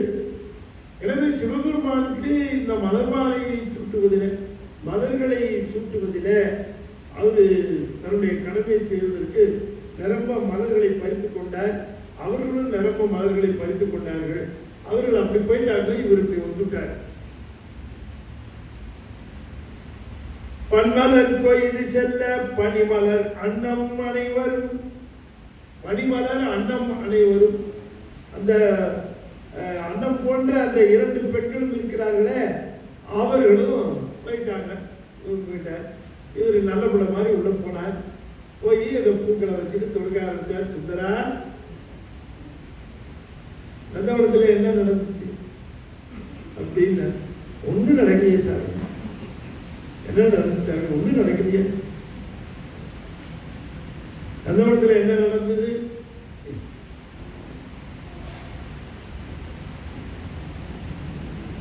ஒன்றும் நடக்கல. அங்க யாரையோ வந்திருந்தாங்களே சாமி, யாரோ வருவாங்க, நம்ம அதை விட்டு என்ன சாமி இருக்குங்க இல்லப்பா, யாரோ வந்திருந்தாங்க, நீங்களும் பாத்திய சாமி, யாரோ 2 பேர் வந்திருந்தாங்க சாமி, நீ பாத்தியா சாமி? நான் இங்க பாக்குறதுக்கெல்லாம் இல்ல சுந்தரா, பாத்தியான்னு கேட்டேன். வேற என்ன பாத்தியா? ஆமா சாமி பார்த்தேன். ஏன் பார்த்தேன் சாமி? அவங்க பார்த்தாங்க சாமி, அதனால பார்த்தேன். அப்ப போயிட வேண்டியதுதான். எங்க சாமி? கீழே தான், கீழே போக வேண்டியதுதான். சாமி இந்த தப்பு பண்ண, ஒரு தப்பு பண்ண, நீ தப்பு ஒன்றும் பண்ணலப்பா, நீ பார்த்த, அவங்க பார்த்துட்டாங்க, அவ்வளவுதான். அதுக்கு இங்க இடம் கிடையாது. ஒரு நிமிஷம், ஒரு வினா அவங்க மேலே போச்சு. அவங்க 2 பேரும் அதே மாதிரி உன் மேலே இருக்கும். அதனால் எல்லாரும் கீழே போயிட்டு வேலை இருந்துச்சுட்டு அப்புறமா வாங்கிட்டு அப்படி பெரிய தண்டனை சாமி இது என்று புலம்புகிறார்.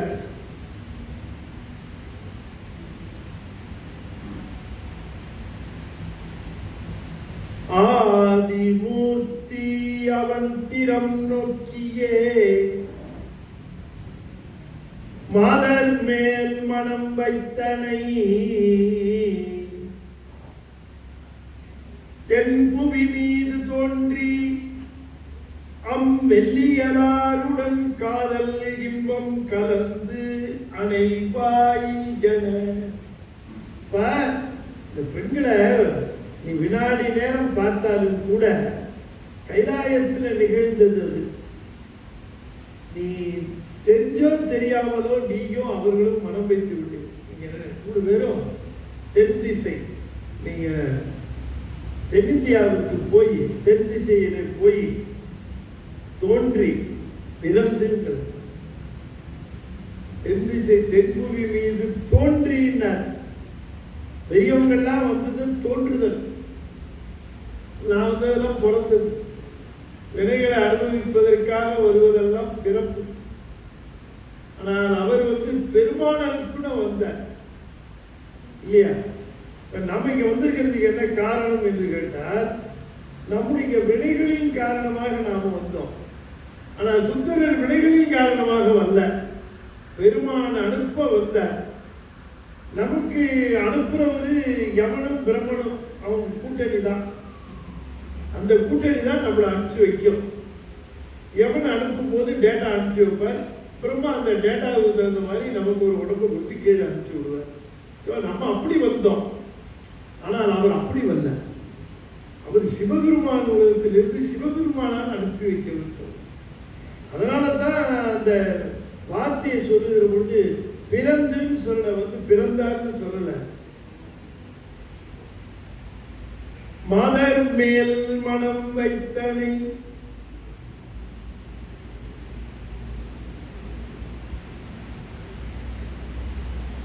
மாதர் மேல் மனம் வைத்தனை மாதர் மேல் மனம் வைத்த மாதர் மேல் மனம் வைத்தனை மாதர் மேல் மனம் வைத்தனை மாதர் மேல் மேல் மனம் வைத்தனை. மேலா லேசா தான் வச்சேன். அதனால ஒரு பிறப்போட முடிஞ்சிடும். நம்ம சில சமயம் ஆழ்மனம் வச்சோன்னு வச்சுருங்க, ஒரு 50-60 பிறவியாவது எடுத்துருக்க முடியும். மேல் மனம் மாதர் மேல் மனம் வைத்தனை தென்புவி என்னாடு தோன்றி அம்மெல்லியலாருடன் காதல் இன்பம் கலந்து அணைவாய். முறையாக அவர்களை திருமணம் செய்து கொண்டு நீ அங்கே வாழ்ந்து விட்டு வந்துரு, திரும்ப வந்துரு, அணைவாயினார், வந்து சேரு அப்படின்னார். நடுங்கிட்டாரு. யாரு? சாமி கீழே போன்னு சொல்றீங்களா சாமி? கீழே போனவெல்லாம் குளோரோஃபாரத்துல கொடுத்து தானே சாமி கீழே அனுப்புவீங்க. சாமி என்னையும் குளோரோஃபார் கொடுத்து அனுப்பி எல்லாம் இங்க வரவெல்லாம் மயக்கத்துல இருந்து தெரியும் இல்லைங்களா? ஆளாளுக்கு ஒரு மயக்கம். நம்ம யாரு, நம்ம எங்க இருந்து வந்தோம், நம்ம எங்க போறோம், எதுவுமே தெரியாது. எல்லாருக்கும் ஒரு மயக்கம் இருக்கும். சிலருக்கு பொருள் மயக்கம், சிலருக்கு புகழ் மயக்கம், சிலருக்கு கல்வி மயக்கம், இப்படி பல மயக்கத்துல தெரிவாரு. நான் சில வேடிக்கையான அனுபவம். நான் சென்னையிலேருந்து திருச்சிக்கு போகிற பொழுது ஒரு சமயம் ஒரு ட்ரெயினில் ரிசர்வ் பண்ணிட்டு போனோம். போகிற பொழுது ட்ரெயினில் கடைசி நேரம் ஒரு 5 நிமிஷம் தான் இருந்தது. ஏறினேன். ஒரு பெரியவர் உட்கார்ந்துருந்தார். அவர் பக்கத்துல போய் உட்கார்ந்தேன். இங்கே 2 இளைஞர்கள் உட்கார்ந்துருந்து பேசிட்டு இருந்தாங்க. பெரியவர் வாங்க நீங்க அப்படின்னாரு. அப்புறம் அவர் என்னை பார்த்து கேட்டார், உங்களுக்கு என்ன கீழ் பர்த்தான்னு கேட்டார். அவங்க கீழ் பர்த்து. அப்போ அவர் சொன்னார், எனக்கு வயசாயிடுச்சு, மேலையெல்லாம் ஏறது ரொம்ப கஷ்டம், எனக்கு ரொம்ப சிரமப்பட வேண்டியதாக இருக்கும், எனக்கு மேல் பர்த்தை கொடுத்துட்டாருங்க அப்படின்னு. நான் சொன்னேன், வேணா நீங்கள் மேலே வேணா படிக்க உடனே கீழே படுத்திங்கன்னா நான் மேலே இருக்கேன். அவருக்கு ஒரே சந்தோஷம். ஹாப்பி. ரொம்ப நன்றி சார். ஏத்தாப்புல இருந்த ஏதோ பேசிட்டு இருந்தாங்க. ட்ரெயின் எக்மோர் விட்டு கிளம்பிச்சு. கொஞ்ச தூரம் போச்சு. அப்புறம் தாம்பரம் வந்து தாம்பரத்தை தாண்டிச்சு. தாண்டினோடனே என்ன பண்ணா, ஒருத்தன் கீழே இருந்து ஒரு நான் சொல்றது ஒரு 20 வருஷத்துக்கு முன்னாடி சூட் கேஸ் எடுத்து அப்படி மேலே வச்சான். பேசிகிட்டே இருந்தாங்க. சூட் கேஸை திறந்து அவன் ஒரு பாட்டில் எடுத்து வச்சான், 2 கிளாஸ் எடுத்து வச்சோம். அவர் என்ன பார்த்தாரு, நான் அவரை பார்த்தேன். நல்ல வேலை நான் மேலே எஸ்கேப். மேலே மேலே ஏற்பது நமக்கு நல்லதான் போச்சு. அவரு என்னடா அது கீழே இவங்க கட்ட மாட்டேன். 2 பேரும் தாம்பரத்தில் ஆரம்பித்தவங்க செங்கல்பட்டு தாண்டின வரைக்கும். அப்புறமா நாங்கள் உட்காந்துட்டு படுக்கிறதா வேணாமான்னு யோசனை பண்ணிக்கிட்டே வந்துட்டு இருக்கோம். கொஞ்ச நாளையில் என்ன ஆச்சு, இந்த 2 பேரில் ஒருத்தன் நான் பாத்ரூம் போயிட்டு வரேன் கிளம்பி போனோம்.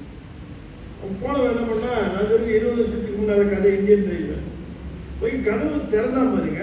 அப்பெல்லாம் பாத்ரூம் கதவை திறந்தோடனே எய்த்தாப்புல ஒரு கண்ணாடி இருக்கும்.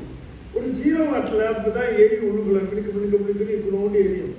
கதவை திறந்தா பாருங்க. இவனே தான் தெரிஞ்சான். ஆனா அவன் என்ன நினைச்சுக்கிட்டான், பாத்ரூம்குள்ள ஒருத்தர் நிக்கிறான்னு நினைச்சுக்கிட்டு சாரி சார் அப்படின்னு கதவை சாத்திட்டு வந்துட்டான். அவன் கேட்டான், ஏடா போனீங்க திரும்பி வந்துட்டியா? இந்த பாத்ரூம்ல ஒருத்தர் இருக்கிறாரு. சரி ஒரு 5 நிமிஷம் வச்சுட்டு போனா மட்டும் என்ன இப்போ மட்டும் என்ன, இப்போ பாத்ரூம்குள்ள தானே இருப்பான். திரும்ப வந்துட்டான். என்னடா பாத்ரூம் போயிட்டு வரவே மாட்டேங்கிறான்டா. இல்லை நான் போறேன் அப்படி. இவன் போனா எப்படி இருக்கான்?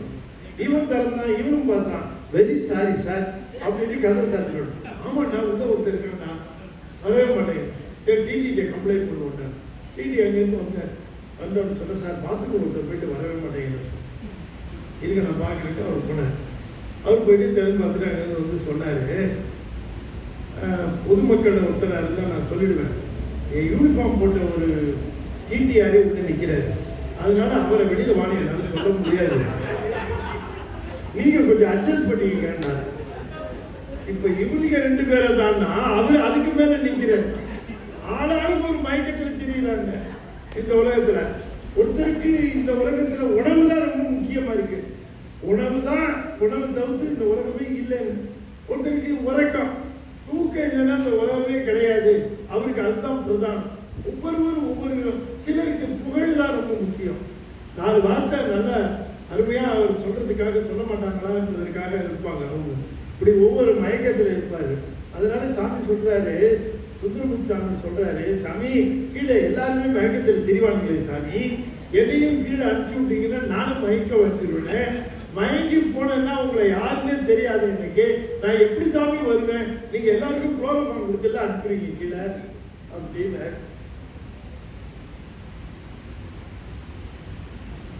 கைகள் அஞ்சலி கூப்பி கலங்கினான், செய்ய சேவடி நீங்கும் சிறுமையே. சிறந்த தங்களுடைய திருவடிகளை நீங்கக்கூடிய ஒரு அபாக்கியத்தை உடையவனாக நான் விளங்குகிறேன். சிறுமையே, உங்களுடைய திருவடியை நீங்குவது ஒரு அவப்பேறு, தவப்பேரினாலே நான் வந்து இங்கே சேர்ந்தேன். ஏதோ ஒரு அவம் நிகழ்ந்து தங்கள் திருவடியை விட்டு நீங்குகிறேன் என்று கண்ணீர் விட்டார். செய்ய சேவடி நீங்கும் சிறுமையே. சாமியை நான் கீழே போறேன்னு சொல்லிட்டீங்க, ஒரே ஒரு நிபந்தனை சொல்லப்பட்டு கேட்கிற சாமி, என்ன, நான் கீழே போய் நான் மையல் மானுடமாய் மயங்கும்படி ஐயனே தடுத்து ஆண்டு அருள் செய்.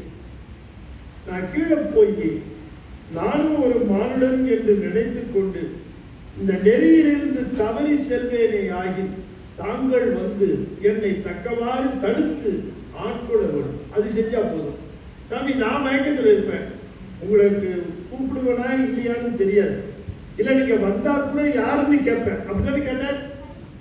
இவ்வளவு தூரம் பக்கத்துல இருந்து திருநீர் கொடுத்து எல்லாம் செஞ்சவரு சிவபெருமான் வந்தவனா அவரை பார்த்து பித்தளவு நீர் என்றார். என்ன பெருமான் வந்திருக்காரே, அவர் தானே நம்ம கூட இருந்தோன்னு. ஏன்னா மையல் மானுடமாய் மயங்கும்படி, நம் மானுடமாய் பிறந்தாலே மயக்கம் வந்து விடும். அப்படி மயக்கத்திலே இருக்கிற காலத்திலே பெருமானே தங்களை நான் விட்டு பிரிந்து விடாமல் தாங்கள் வலிவிக்க வந்து வலித்து என்னை ஆட்கொள்ள வேண்டும், தடுத்து ஆட்கொள்ள வேண்டும். அதுதான் தடுத்து ஆட்கொள்ளுதல். நாம் ஒரு செயலை செய்கிற பொழுது பெருமான் அதை செய்ய விடாமல் தடுத்து ஆட்கொள்வார். வேண்டாம், அது வேண்டாம், சரியா வராது என்று ஆட்கொள்ளலாம். அப்ப நம்ம பெருமான் மேல கோவப்படக்கூடாது. ஏதோ ஒரு நல்லதுக்கு அதை தடுக்கிறார், அப்ப அது வேண்டாங்கிறார் நமக்கு என்று நாம அதை உணர வேண்டும். மையல் மானுட அம்மாய் மயங்கும்படி ஐயனே தடுத்து அண்டருள் செய்யன அங்கனாளன் அதற்கு அருள் செய்தவன். அதனால என்ன செஞ்சுட்டா போகுது அப்படின்னு சொன்ன சுந்தரன் மறந்துடுவார், சிவபெருமான் மறக்க மாட்டார். நாம் சிவபெருமான் எப்பயோ வேண்டி இருப்போம், நாம மறந்துடுவோம், ஆனா அவர் ஞாபகம் வச்சிருப்பார் இல்லையா? நம்ம வேலை முடிஞ்சிருச்சுன்னா மறந்துடுவோம், ஆனா அவர் வேலை முடிஞ்சாலும் ஞாபகம் வச்சிருப்பார் இல்லையா? அது போல இவரு சரிப்பா நான் தக்க தருணத்தில் உங்களை தடுத்து ஆட்கொள்வோம். நாங்கே இமாருடன் நம்பி மற்ற திசை தங்கு தோற்றத்தில் இன்புற்று சாரும் என்று நல்லபடியாக வாழ்ந்து இங்க திரும்ப சேருங்கள் என்று அங்கு அவன் செயலெல்லாம் அறைந்தனன். முருகன் சொல்லுகிறார், இப்படியாகத்தான் அந்த திரு கைலாயத்தில் இருந்து இந்த சுந்தரன் இந்த இருவரோடு வந்து சேர்ந்தது கதையாகும். சுந்தரன் ஏன் கைலாயத்திலிருந்து இந்த மனுரையருக்கு வந்தார் என்று சொன்னால், அந்த திருப்பணி செய்கின்ற காலகட்டத்திலே ஒரு நாள் அந்த நந்தவனத்திலே சென்று 2 பெண்களை பார்த்த காரணத்திற்காக அவரை மண்டபத்திலே போய் பிறந்து வா, தோன்றி வா என்று அனுப்பிவிட்டார். அப்படி வந்ததுதான் அங்கனாளன் அதற்கு அருள் செய்தபின் நங்கைமாருடன் நம்பி மற்ற திசை. நங்கைமார் 2 பெண்கள் கமலினி அனிந்திதை என்று சொல்லக்கூடிய இருவரும் நம்பி சுந்தரன் மற்ற திசை தங்கு தோற்றத்தில் இன்புற்று சாரும். சரி, நீங்கள் அங்கு சென்று பிறந்து தோன்றி வளர்ந்து உங்கள் கோரிக்கைகளை நிறைவேற்றிக் கொண்டு வாருங்கள் என்று சொன்னார். அந்த நாளரும் அங்கது கேட்டவர். இந்த முனிவர்கள் கேட்கிறாங்க, அவர் இந்த வரலாறு எப்படி ஐயா இவர் கைலாயத்தில் இருந்தவர் எப்படி இங்க கீழே வந்தார்? இப்ப கீழே வந்தவர் இப்ப போயிட்டு இருக்காரு திரும்ப கைலாயத்துக்கு. போகிற பொழுது தாங்கள் வழிபடுகின்றீர்கள், இவர் எப்படி கீழே வந்து இப்ப போகிறார் அப்படின்னு கேட்கிற பொழுது இந்த வரலாறு சொல்லுகிறார். ஒரு கீழே வந்ததுக்கு இதுதான் காரணம், இந்த பெண்களை பார்த்தார் நந்தவனத்துல, அதனால பெருமான் கீழே போனார். ஆனால் உண்மையிலேயே அது வினையால் நிகழ்ந்த நிகழ்வு அல்ல, சிவபெருமானுடைய திருவருளால் நிகழ்ந்த நிகழ்வு. ஏனென்றால் தீதிலா திருத்தொண்ட தொகை தர அந்த செயலை செய்து விட்டார் பெருமான், அந்த ஆடலை நிகழ்த்தி வைத்தார். பந்தமானுட பார்பட தென் திசை இந்த வான் திசை எட்டினும் மேற்பட வந்த புண்ணியம் யாதென மாதவன். அவங்க கேள்வி கேட்டாங்க அந்த முனிவர்கள் தான், பெருமானே எங்களுக்கெல்லாம் சீலம் சிறந்த தவத்தை போதிக்கின்ற தவநெறியிலே செலுத்துகின்ற உபமன்ய முனிவர் அவர்களே, இதெல்லாம் சரி, அவர் கீழே இவர்களை பிறப்பதற்காக தோன்றுவதற்காக திருமணம் செய்து கொள்வதற்காக அவர் அனுப்பினார் என்று சொன்னீர்கள், ஏன் தென் திசையை தேர்ந்தெடுத்தார்? என்ன காரணம்? எதற்கு தென் திசையிலே செல்ல வேண்டும் என்று சொன்னார் என்று கேட்கிறார்கள். இந்த வான் திசை எட்டிலும் 8 திசை இருக்குது, 8 திசையிலும் தென் திசைக்கு ஏன் அனுப்பினார் என்று கேட்கிறார். வான் திசை எட்டிலும் மேற்பட வந்த புண்ணியம் யாது? தென் திசை, தென் திசை செய்த புண்ணியம் யாது? அதுக்கு அவர் சொல்லுகிறார், ஒருவரும் தவத்தான் புலிக்காலனாம் அருணி எந்தை அர்ச்சித்தும் உள்ளது பெருமை சேர் பெரும்பற்ற புலியூர் என்று ஒருமையாளர் வைப்பாம் பதிவு ஓங்குமால். அப்பா, தென் திசைக்கு என்ன பெருமைன்னு கேட்கிறீங்க? தென் திசைக்கு பெருமையை அளவுபடுத்தி சொல்ல முடியாது. ஒரு பெருமையை முதல்ல சொல்லுகிறேன், அங்கதான் இப்ப சிதம்பரம் இருக்கு அப்படிங்கிற, அது சிதம்பரம் இருக்கேப்பா அந்த தென் திசையில. புலிக்கால் முனிவர் வழிபட்ட திருத்தலம், அவருக்காக தில்லைக்கூத்தன் திருநடனத்தை ஆடி காட்டினானே, அந்த தில்லைக்கூத்து நிகழ்ந்த இடம் எது? அந்த தென் திசையில தானே, அங்கேதானே பெருமான் திருநடனம் செய்தான். ஒருவரும் தவத்தான், ஒருவரும் தவத்தான் என்றால் ஒப்புமை சொல்லப்பட முடியாத தவத்தை உடையவன் புலிக்காலான். ஏன்னா மலர்கள் மரத்து மேல இருந்தது, இவருக்கு எட்டல. அப்ப அவர் சொன்னார், மரத்து மேல ஏறி மலரை பறிக்கணும், எனக்கு கால் புலிக்காலா இருந்தா நான் மரத்து மேல ஏறிடுவேன், எனக்கு புலிக்கால் கொடுக்குதுன்னு கேட்டுவிட்டார். அதனால புலிக்கால் கொடுத்தார் இறைவன், அதனால புலிக்கால் முனிவன் என்று பெயர்.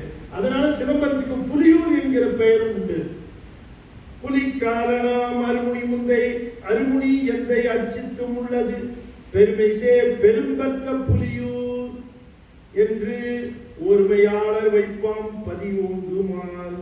அது மட்டுமல்ல, அத்திருப்பதியில் நமையாளுடைமை தவக்கொடி காண விருப்புடன் அத்தன் நீடிய அம்பலத்தாடும் மற்ற இத்திரம் பெறலாம் திசை. அங்கேதானே பெருமான் ஆடிக்கொண்டிருக்கிறார், தில்லைக்கூத்தை நிகழ்த்தி கொண்டிருக்கிறார், தில்லைக்கூத்தனாக ஆடிக்கொண்டிருக்கிறார்.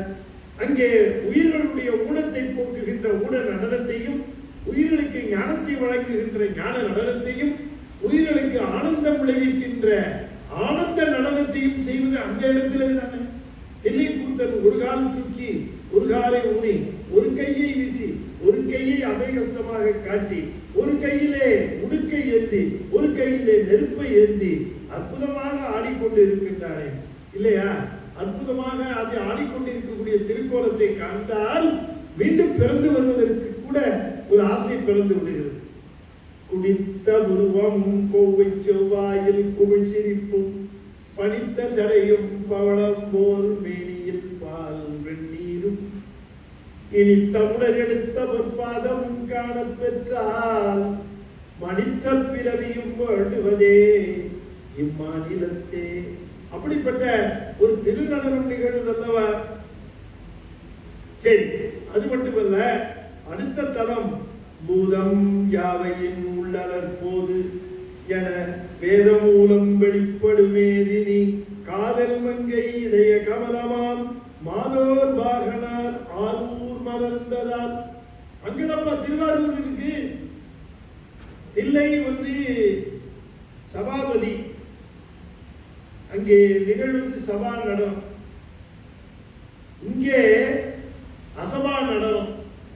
அங்கே நடராஜர், இங்கே தியாகராசர், இங்கே ஆரூர்ல. அங்கே இதய கமலம், இங்கே மூலாதார கமலம். இந்த மூலாதார கமலத்திலே விளங்குகின்ற அந்த கமலத்திலே கமலாலயம் என்று சொல்லக்கூடிய திருக்குளம் அமைந்ததும் அம்மையார் அங்கே சிறப்பாக விளங்குவதுமாக இருக்கக்கூடிய வேதங்கள் வெளிப்பட்ட அந்த மூலாதார தலமாக இருக்கக்கூடிய திருவாரூர். இது அநாகத தலம், அது மூலாதார தலம். அதனால சொல்லுகிறார், பூதம் யாவையின் உள்ளனர் போதன.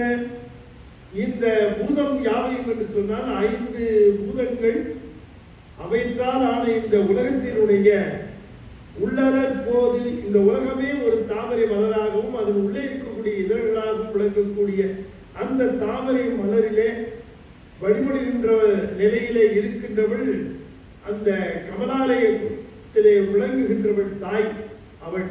அவள் விளங்குகின்ற அந்த மாத இருக்கிறாளே, அவளை ஒரு பாகத்திலே உடையவள் ஆரூர். ஆரூர் மலர்ந்ததால் எம்பிராட்டி திருவாரூர் சிறப்பு. இப்ப ஒரு 2 தலம் சொன்னோம். ஒரு தலம் என்ன? சிதம்பரம். இன்னொரு தலம் திருவாரூர். இப்ப 3வது ஒரு தலம் சொல்லுகிறார். எம்பிராட்டி இவ் 7 உலகு இன்றவள் தம்பிரானை தனித்தவத்தால் எய்தி கம்பை ஆற்றில் வழிபடு காஞ்சி என்று உங்கள் போற்றும் பதியும் உடையது. காஞ்சிபுரம். அங்கே அம்பாள் பூஜை செய்தாள் சிவபெருமான். அவள் மேலிருந்து அவள் நீண்ட நாட்களுக்கு ஆகமங்களை சிவபெருமான் முதலாக உபதேசித்தது பெருமாட்டிக்கு தான். பெருமாட்டிக்கு தான் உபதேசிக்கிறார் சிவாகமங்களை. எத்தனையோ காலம் நடக்குது, காலம் கடந்து எல்லாத்தையும் நிறைவு செய்தார். ஒரு நாள் கேட்டார், நிறைவாயிடுச்சு. அம்பாளை பார்த்து கேட்டார், இத்தனை நாள் உனக்கு ஆகமங்களை சொன்னனே, நீ என்ன தெரிந்து கொண்டாயின்னு கேட்டார். அம்பாள் சொன்னா, சாமி ஒரு வரியில சொல்லட்டுமான்னு கேட்டான். நான் இவ்வளவு நாள் சொல்லி இருக்கிறேன், நீ ஒத்த வரியில சொல்லு. சாமி, நான் ஒத்த வரியில சொல்லட்டுமா? நீங்க ஜென்ஸ் எல்லாம் வளவளா கொலகொலான்னு பேசுறீங்க. நாங்க லேடிஸ் ஷார்ட் அண்ட் ஷார்ப். நாங்க சுருக்கமா சொல்லுவோம், தைக்கிற மாதிரி சொல்லுவோம். நாங்க சுருக்கமாகவும் தைக்கிற மாதிரி சொல்லுவதனால பெண் புத்தி பின் புத்தி என்றார்கள். பின் புத்தின்னா ஷார்ப்னு அர்த்தம், பின்னு கூர்மையான புத்தி. நம்மளால அதை திரிச்சுட்டான் பின் புத்தி. அப்படி நாங்கெல்லாம் அப்படி ஷார்ப்பா சொல்லுவோம். நீங்க இவ்வளவு நாள் சொன்னத நான் ஒரே தொடர்ல சொல்லட்டுமா? சரி சொல்லு. பார்க்கலாம். சொல்லுங்க சாமி, சொல்லு. ஒரே வரியில சொல்லணும், ஒரே வரியில சொல்லுங்க. சாமி, இத்தனை நாள் நீங்க 28 ஆகமங்களையும் இவ்வளவு தடவை விவரிச்சீங்க. அந்த ஒரே தொடர்ல சொல்லணும்னா, ஒரே தொடர் என்னன்னா, சிவபூசைக்கு மிஞ்சியது எதுவும் இல்லை. சிவபூசைக்கு மிஞ்சியது இதுதான் 28 ஆகமத்தினுடைய சாரம். சிவபூசையினுடைய தரம் எவ்வளவு இதான் சாமி உன்ன பேஷ் பிரபாதம். இந்த பாராட்டெல்லாம் போதும், நான் கேட்கறது கொடுங்க. என்ன வேணும் உனக்கு கேளு, நான் கேட்கிற பரிசீலிக்க என்ன. இவ்வளவு சிறப்பு இந்த சிவபூஜைன்னு தெரிஞ்சதுக்கு பிறகு அந்த சிவபூஜையை நான் செய்யணும்னு விரும்புறேன் அப்படின்னு நம்புறேன். அந்த சிவபூஜையை நான் செய்யணும். அப்போ உடனே சாமி சொன்னார், சிவபூஜைக்கு உரிய தலம் தென்னகம் தான். அங்கே காஞ்சி என்று சொல்லக்கூடிய ஒரு இடத்துல காஞ்சி நதி பாய்கிறது. காஞ்சி மரங்களும் அங்கே நிறைந்திருக்கிறது. அங்கே வேணா நீ போய் பூஜை செய். ரொம்ப சந்தோஷம் தான். நீ தனியா போவது தோழிகளை அழைத்து போ, சிவபூஜை செய்ய அப்படி சொல்லிட்டு சொன்னார். அந்த இடத்துல ஒரு மாமரத்துக்கு, சாமி ஏன் இவ்வளவு தூரம் சொல்லிட்டு இருக்கிறீங்க, நான் பார்த்துக்கிறேன் சாமி. சரிப்பா பார்த்து வந்துட்டாங்க. இங்க வந்து காஞ்சிபுரத்துல சேர்ந்து அந்த வனத்துல போய் இந்த சிவபூஜை செய்வதற்காக சிவபெருமான் எழுந்தருளி இருக்கிற சிவலிங்கத்தை இங்க மாமரத்தை கீழே இருக்கேன்னாரு. பாருங்க, சுத்தி முத்தி பாருங்க. காஞ்சி மரம் தான் இருக்கு, மாமரமே இல்லையம்மா இந்த ஏரியா பக்கமே. நல்லா பாரு அந்த பக்கம் தேடின்னு சொல்லிட்டு எல்லாத்தையும் தேட சொன்னாங்க. அத்தனை பேரும் போய் தேடினாங்க. இந்த அம்மாவும் தேடினாங்க. தேடி தேடி பார்க்குறாங்க, மாமரமே இல்லை. எல்லாரும் வந்துட்டாங்க. வந்துட்டு கேட்டாங்க, அம்மா நீங்க சரியா கேட்டீங்களாம்மா, மாமரம்னு சொன்னாரா இல்லை ஏதாவது தென்னை மரம்னு சொன்னாரா, எந்த மரம்னு சொன்னார்? ஏய் நான் தான் சரியா கேட்டேன், நான் தான் கொஞ்சம் அவசரப்பட்டுட்டேன். அவர் சொன்ன வந்தாரு விவரத்தை, அதை முழுசா கேட்டுக்கலாம், ஆனா நான் அவசரப்பட்டு என்னை பார்த்துக்கிறேன்னு சொல்லிட்டேன் அப்படின்ட்டு. சரி இப்ப என்னமா செய்யறது, என்ன பண்ணலாம் அப்படின்னு நம்ம உடனே பக்கத்து அம்மா என்னமா ஏதாவது ஞாபகம் வந்துருச்சா? ஒரு பெரிய விஷயம் ஞாபகம் வந்துருச்சு. என்ன? இந்த ஆளை தேடினா கண்டுபிடிக்க முடியாது. ஏற்கனவே 2 பேர் தேடிட்டு இருக்காங்க. மேலிமா 2 பேர் தேடிட்டு இருக்காங்க. இன்னை வரைக்கும் பார்த்ததான் நெட்டில் ஒரு விஷயமும் வரல. இன்னும் தேடிட்டு இருக்காங்க. தேடினால் கிடைக்காதவர் இவர், ஆய்வுக்கு அகப்படாதவர் இவர். அப்ப என்ன இப்ப பாருங்க உட்கார்ந்துட்டான் அந்த இடத்துலயே. இப்ப நெஞ்சம் ஈசனை காண்பதே விரும்பி நிரந்தர திருவாக்கினில் நிகழ்வது அஞ்செழுத்துமேயாக. உட்கார்ந்த இடத்துல சிவபெருமானுடைய அஞ்செழுத்து மந்திரத்தை சொல்லி 2 கரங்களையும் உச்சிமேல் குவித்து பெருமானை காண வேண்டும் என்கிற எண்ணத்திலே மனம் மொழி மெய் 3ஐயும் குவித்தாள் தாய். அது வரைக்கும் அவ எந்த இடத்துல இருந்தாலும் அந்த இடத்துக்கு எதிர்த்தாற் போலயே ஒரு மாமரம் தோன்றியது. அதனாலதான் ஏகம்பம் ஒரு மாமரம் தான் இருக்கும் அங்க, அந்த ஒத்த மாமரம் அது அங்க அப்படியே கிளம்பிச்சு. அதன் கீழே சிவலிங்கமாக பெருமான் தோன்றினார். இப்ப நாம எங்க நினைக்கிறோமோ அங்க வருவார். அதுதான் ரொம்ப முக்கியமானது. அப்படிப்பட்ட காஞ்சி நகரம் என்கிறார். எம்பிராட்டி உலகு என்றவள் தம்பிரானை தனித்தவத்தால் எய்தி கம்பை ஆற்றில் வழிபடு காஞ்சி என்று உம்பர் போற்றும் பதியும் உடையது. ஏன் தென் திசை பெருமை உடையதுன்னு கேட்கிறீங்க? அங்கதானே சிதம்பரம் இருக்கு, அங்கதானே திருவாரூர் இருக்கு, அங்கதானே காஞ்சிபுரம் இருக்கு.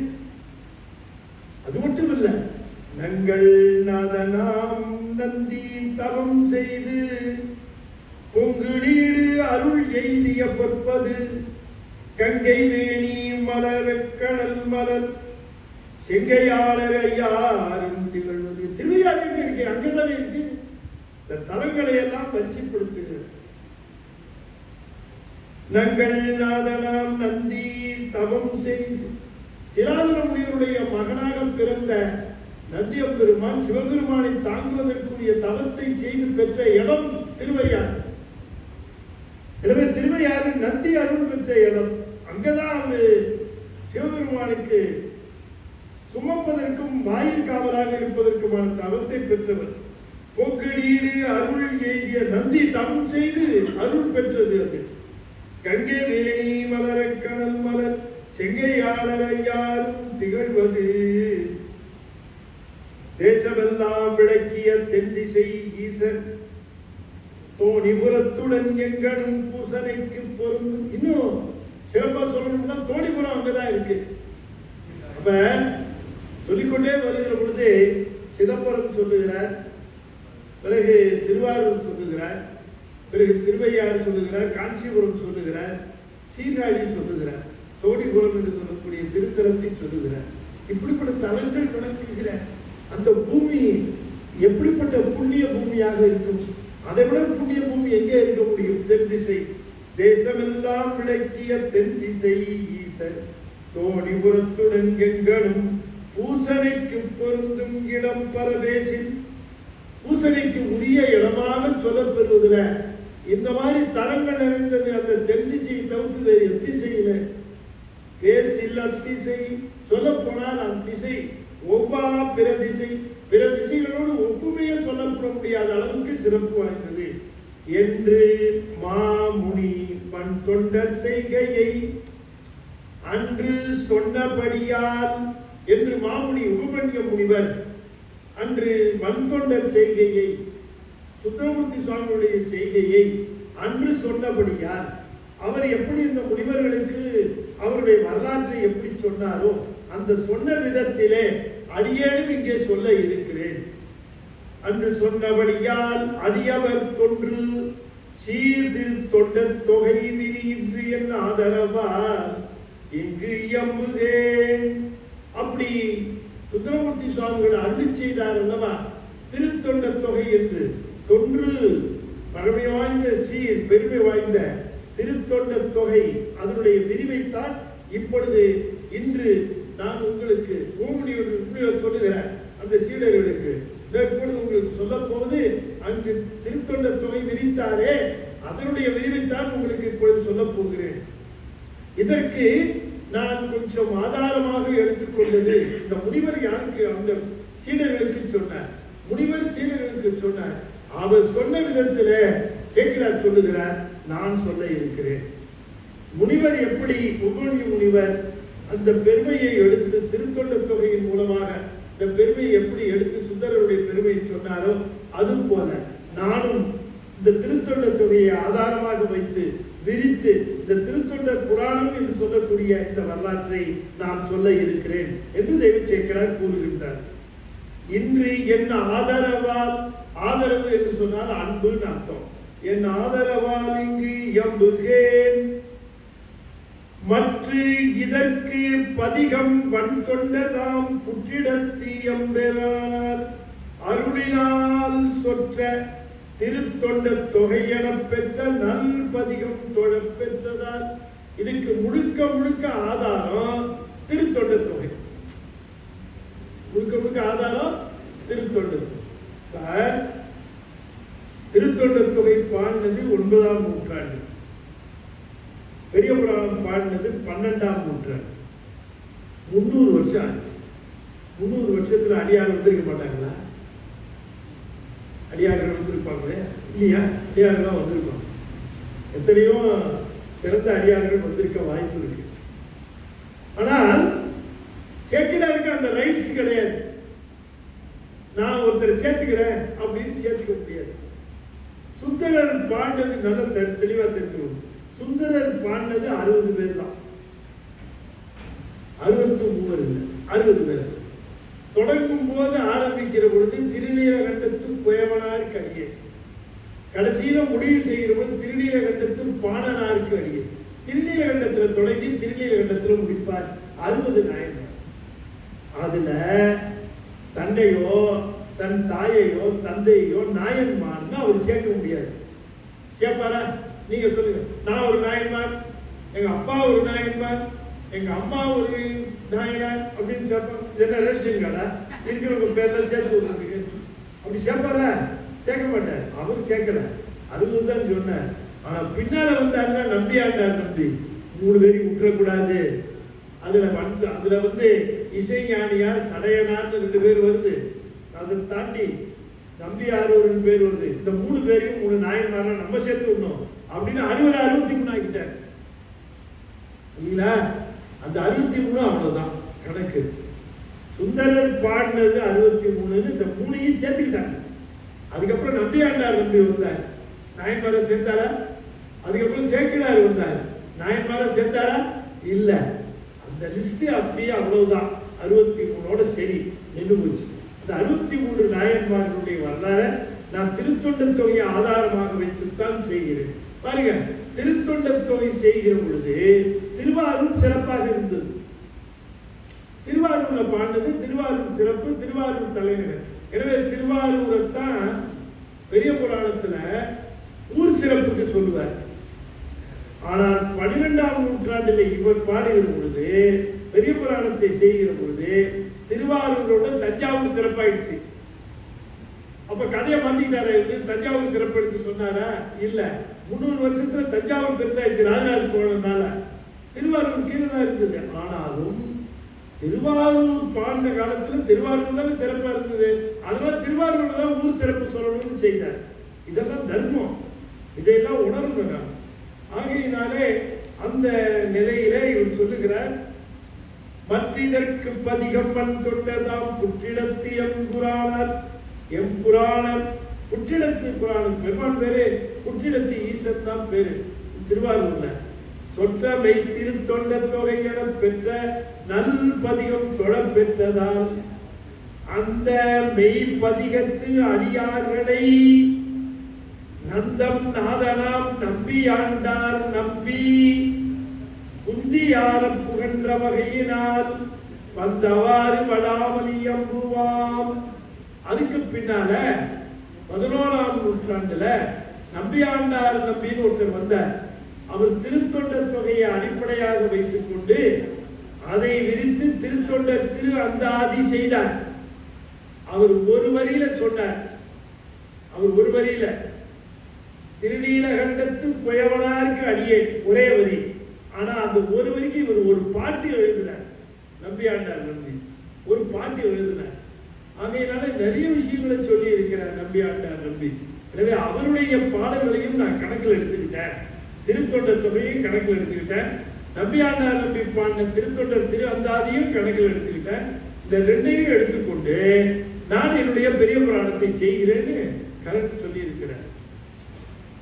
அந்த மெய்ப்பதிகத்தடியார்களை நந்தம் நாதனாம் நம்பியாண்டார் நம்பி புத்தியார தன்னுடைய புத்தியிலே பொருந்தும் வகையாக புகன்ற வகையினால் வந்தவாறு அவர் எப்படி சொல்லி இருக்கிறாரோ அந்த வகையிலேயே வடாமல் இயம்புவாம். அப்ப எனக்கு சுந்தரரும் நம்பியாண்டார் நம்பி இருவரும் முன்னோடிகள். அவர்கள் சொன்னவாறு நான் இந்த திருத்தொண்டர் புராணம் செய்கின்றேன். உலகம் உய்யவும் சைவம் நின்று ஒங்கவும் அலையில் சீர் நம்பியாரூரர் பாடிய நிலவு தொண்டதம் கூட்டம் நிறைந்து உரை புலவு தன்புணல் நாட்டடி கூறுவாம். இந்த அடியார்கள் எல்லாம் உலகம் உய்வதற்காக வந்தவர்கள், சைவ நெறியை பரப்புவதற்காக வந்தவர்கள். உலகம் உய்யவும் சைவம் நின்று ஓங்கவும் அழகில் சீர் நம்பி. அழகில் என்று சொன்னால் எல்லை இல்லாத, அளவுக்கு உட்படாத சீர் சிறப்புடைய நம்பியாரூரர் பாடிய நிலவு தொண்டர்தம் கூட்டம் நிறைந்து உரை. இந்த அவர் பாடிய வரிசையிலே இருக்கக்கூடிய அந்த அடியார் திருக்கூட்டம் நிறைந்து உரை உலவு சிறப்பாக விளங்குகின்ற இந்த திருநாட்டு சிறப்பை யாம் சொல்ல ஆரம்பிக்கின்றோம் என்று திருமலை சிறப்புக்கு பிறகு திருநாட்டு சிறப்பு சொல்ல வருகிறார். திருநாட்டு சிறப்பு என்பது சோழ நாட்டு சிறப்பு. எனவே இந்த சோழ நாட்டிலே தான் திருவாரூரிலே இந்த திருத்தொண்டர் தொகை வந்தது. இந்த திருத்தொண்டர் தொகை வந்த இடத்திலே தான் இங்கே திருத்தொண்டர் திருவந்தாதியும் வந்தது. அடியார்களுடைய பெருமையை பேசுகிற இந்த மண்ணிலே இருந்து இந்த திருநாட்டு என ஒரு இலக்கியம் என்றால் திரு நாட்டு சிறப்பு, திரு ஊர் சிறப்பு இவற்றை சொல்லிக் கொண்டு போக வேண்டும். அதனால் நாட்டு சிறப்பு என்பதிலே நான் சோழ நாட்டினுடைய சிறப்பை சொல்லுகிறேன் என்று தொடங்குகிறார் என்று சொல்லி இந்த அளவிலே இந்த 40 பாடல்களுக்கு நாம் நிறைவு செய்கின்றோம். அடியேன் சுந்தரமூர்த்தி சுவாமியுடைய தேவாரம் முழுமைக்கு அழைத்துக் கொள்ளும். அதில்